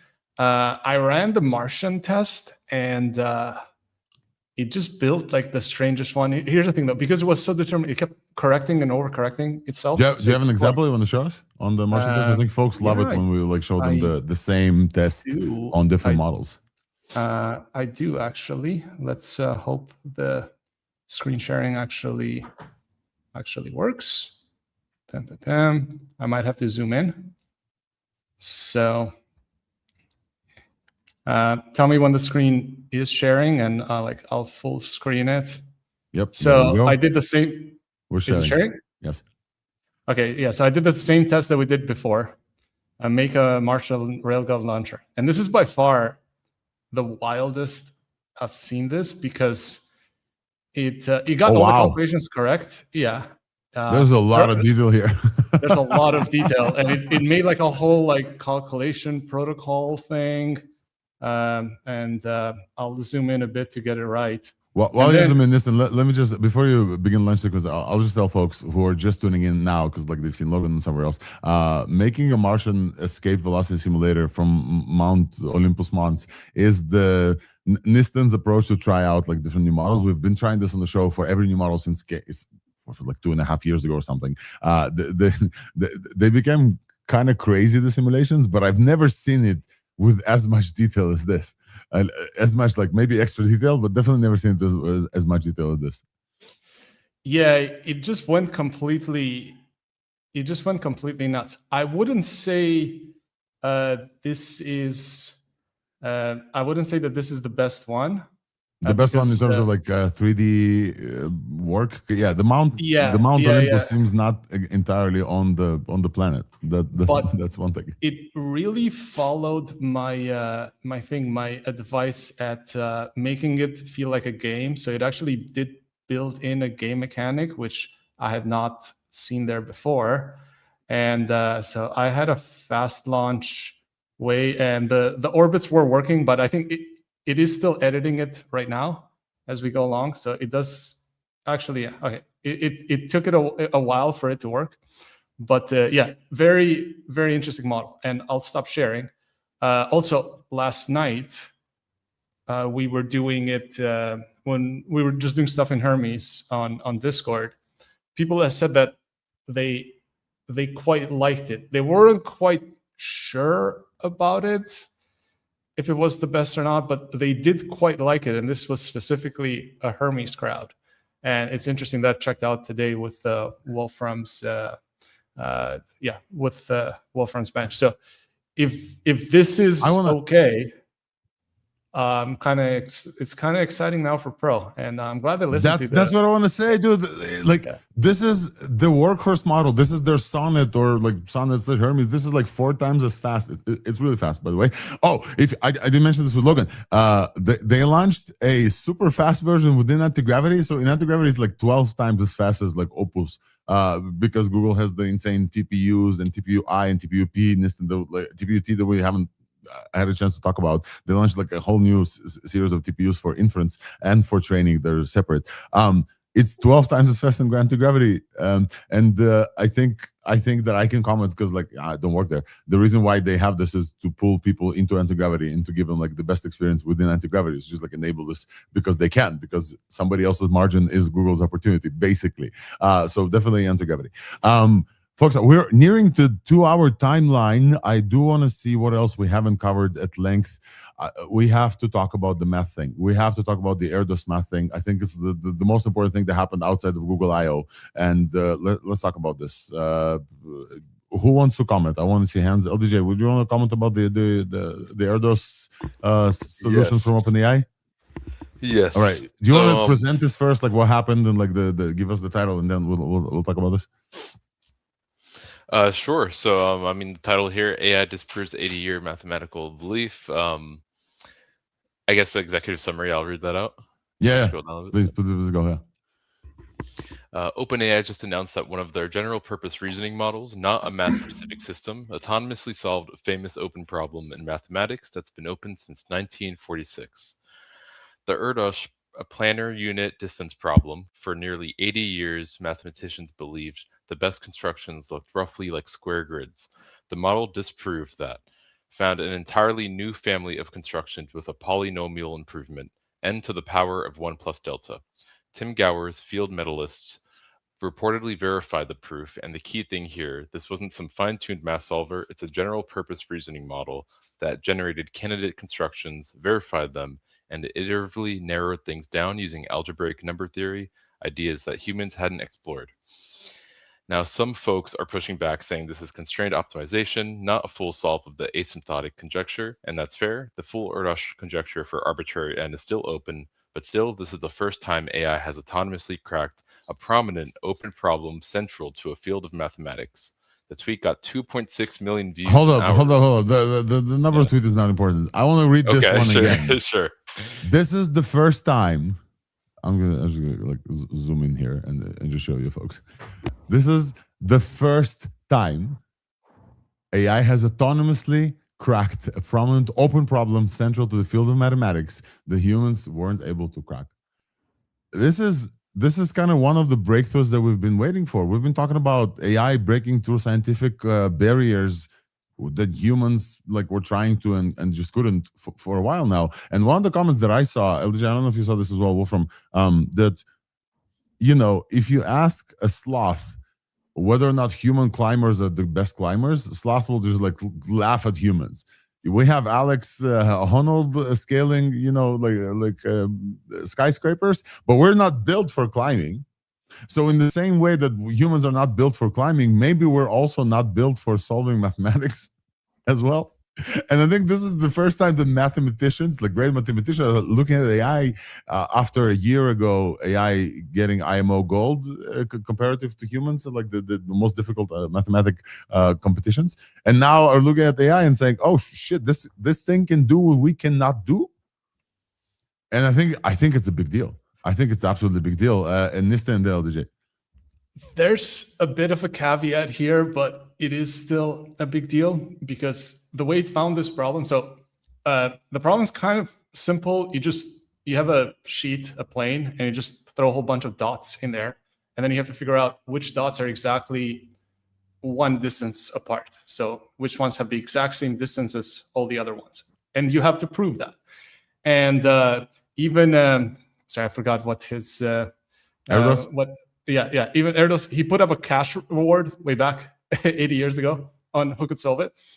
And the entire time, people were trying to solve it with to use a grid and use geometry and use like well-known things in this field that a mathematician would use. What happened is that GPT, whichever one is 5.5, it hallucinated. It's an internal model, but it's a general model. Yeah. The model, it looks like to me, it hallucinated a different type of solution entirely and then just went for it anyway. It tried to solve it algebraically, which is to use like some advanced algebra and combinatorics, which had nothing to do with geometry. So it went off what you would call in the wrong direction. But then by going in that direction, it was, because again, AI has this like cross-disciplinary track, and that applies also within mathematics itself. So instead of treating it like a geometry problem and using a grid like everybody else had tried to use the whole time, it just used completely different advanced, very advanced algebra. And then it actually found the proof in there and managed to prove it that way. So it proved it in a completely different way because it just hallucinated a different direction to go into. That's the very interesting part to me. And so it did do something that no human would have really gone that far in that direction. But I think a human with a GPT, if they've just like trolled around, they might have found that too. And this is the prompt that we're seeing on screen right now. Literally, this is the prompt. The prompt is the basically stating the problem. I think it's very interesting. I do want to find. I want to see if I can find the tweet that said when the model. So OpenAI posted the thinking traces, the summary of the thinking traces of the model as it kind of stumbled around. And I think there was like somebody that said that the model was like, oh, this is frighteningly possible to do. I'm trying to find that one. LDJ, you had a comment while I tried to find this. I think you actually just clicked on it earlier. The last thing you clicked on when you scrolled up. Oh, okay, cool. Yeah, I'll find it. Yeah. But yeah, I was gonna say real quick, there was some previous like false alarms when it comes to, I think when GPT-5 Pro came out and 5.2 Pro, there's people claiming to have solved the Erdos problem, and initially they thought it was like the first solution, but then it turned out that like there's actually a similar human solution like a decade ago that people just didn't realize was on the internet. And there's like a couple false alarms like that kind of gave mathematicians a boy that cried wolf feeling, and it made them skeptical of every announcement afterwards. And I have some mathematician friends, which I showed them some of the Erdos problems that have been solved by models and some other mathematics problems, and they often will say things that are kind of like skeptical or critical of it. And this is one of the first things I've showed them where they don't really have much to say, and they're like, damn, should I even continue my PhD? Like, you know, and like it shifts from skepticism to like, okay, well, what's the implication of this, you know? Yeah. And what's the implication of this? I can explain. I don't know the implication of this for mathematicians. I absolutely know that mathematicians with a model like this are gonna solve significantly more problems, cool problems, than mathematicians without tools like this. And I think that the way that we here, maybe I'm talking on behalf of all of you, so I apologize, I'll talk about myself. The way that I have no idea what the solution looked like and what it means. So when interacting with the model like that, I won't be able to like tell it where to go. in that way, mathematicians that will be able to tell it where to go will achieve that much more with those tools. The same thing is happening to software development with senior developers with AI tools are able to achieve much more. I don't know if you saw Peter Steinberger posting the uses $1.5 million in tokens a month and how much he's able to achieve, right? This is all in the same area. Folks need to go study the stuff to be able to like help AI to get where AI needs to go and to be able to like push it forward. So I absolutely think that there's still future for humans learning the stuff. Wolfram, I think you have a comment. I think it's funny when you consider what some critics of AI have been saying, like fancy autocomplete. And now this fancy autocomplete created a novel proof. It generated real novel knowledge in that regard. So that is one thing. Yeah, it shows what AI is capable of. Even if it's a hallucination, just let 1,000 of those hallucinates about some problems and see what comes out of it. That is one thing. And the second, since you said that mathematicians can use these models to achieve a lot. Interestingly, I think maybe if a mathematician would have prompted it to, here's a problem, use geometry to solve this, it would not have found the thing. Maybe sometimes less prompting, especially the more advanced the model is, the more it can go on its own and find a novel solution, perhaps. That would also be interesting to see.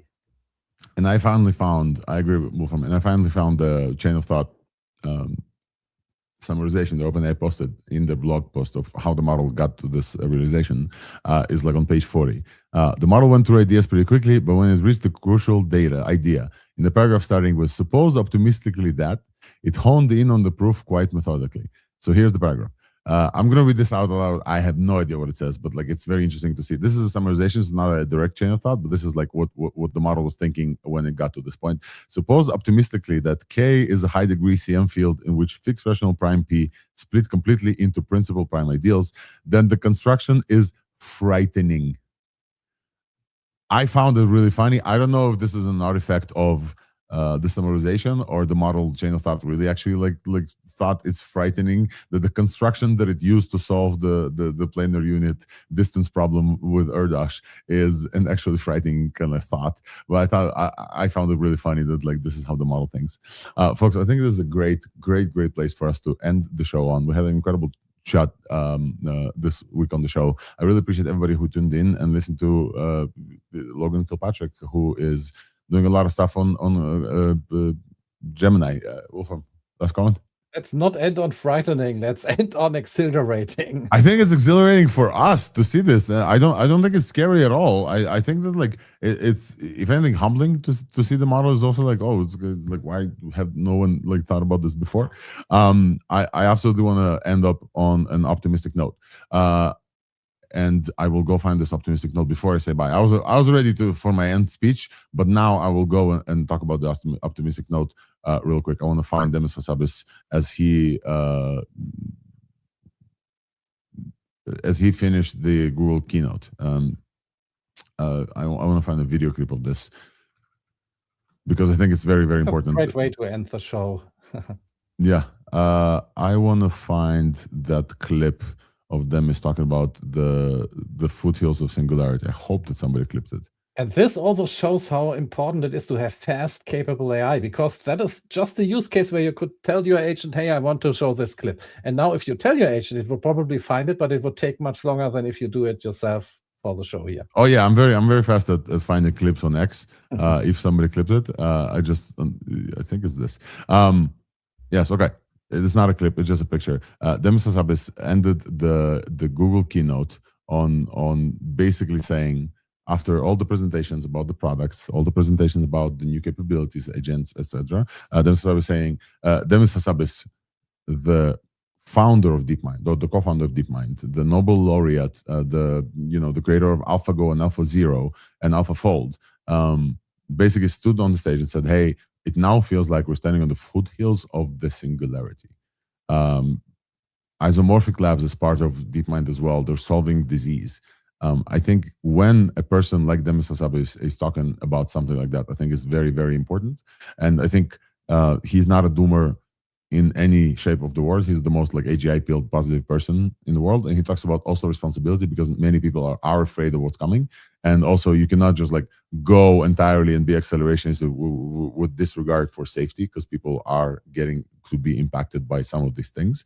And to finish on a very positive note, this is why we're here. This is why we're here for the past 3.5 years, because we've identified, this is why I call myself an AI evangelist, Wolfram as well. We've identified many people are scared of the progress. Many people don't understand what's going on. LDJ just quoted his mathematicians friends who are saying, hey, is it worth for me to even go into deeper mathematics where models can like start to solve things that humans can't? And we say, yes, it's worth for you to go study computer science, because you'll be that much better with the AI tools to help create important things in the world, to help create economic value, to help yourself grow. This is why we're here to tell you about the new things that are coming, so you'd be able to use those tools more effectively than before. Not even than other humans. We don't want to put other humans down. More effectively than before.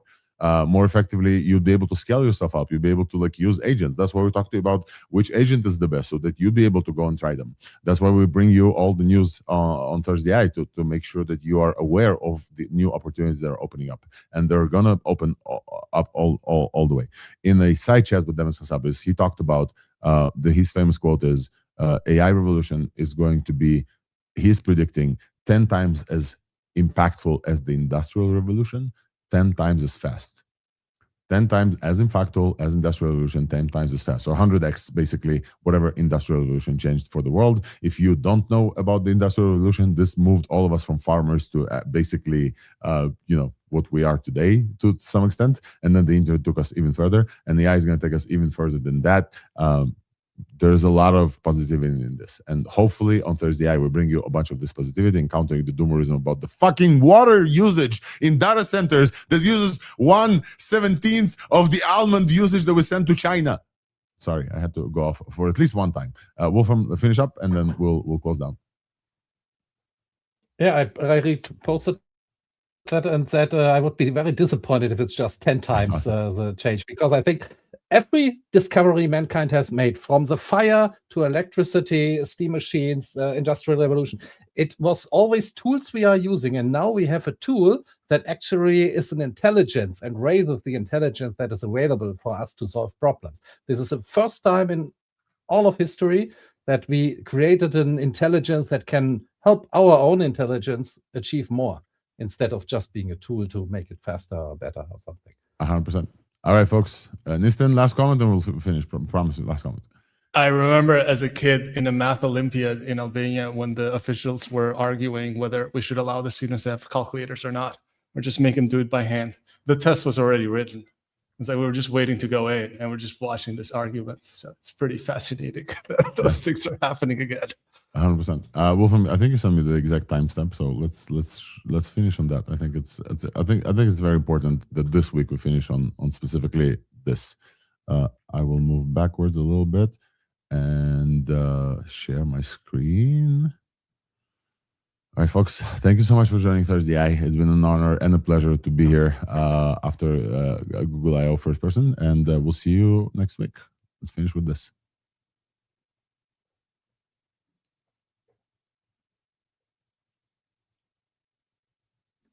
There's no audio. Sorry? No audio. I can't hear. No audio. Oh. No audio. Thank you. Yeah. AGI is not here yet. No worries. No, this is Alex's issues. We'll get there. All right. Let's see if we can do it like this. Yes, we can do it like that. Okay. And we are all flash models. We will zoom in. We will zoom in. Standing in the foothills of the singularity. It will be a profound moment for humanity. This technology will be a force multiplier for human ingenuity and usher in a new golden age of scientific discovery and progress, improving the lives of everyone, everywhere. We look forward to building the future with all of you. Thank you, and enjoy the rest of GoogleIO. All right. This is it, folks. Thank you so much for joining. We're standing at the foothills of singularity. I would just say, we said it before Demis. We said it back in February. This is the start of singularity. We feel it. You all should feel it. And with that, let's finish. And we'll see you here next week. Thank you all for joining. Thank you, Wolfram. Thank you, LDJ. Thank you, Easton. Thank you so much for Logan Kilpatrick for being a friend of the pod and bringing us all this knowledge. And we'll see you here next week. Bye-bye, guys. Thanks for hosting, Alex. Of course. Bye-bye.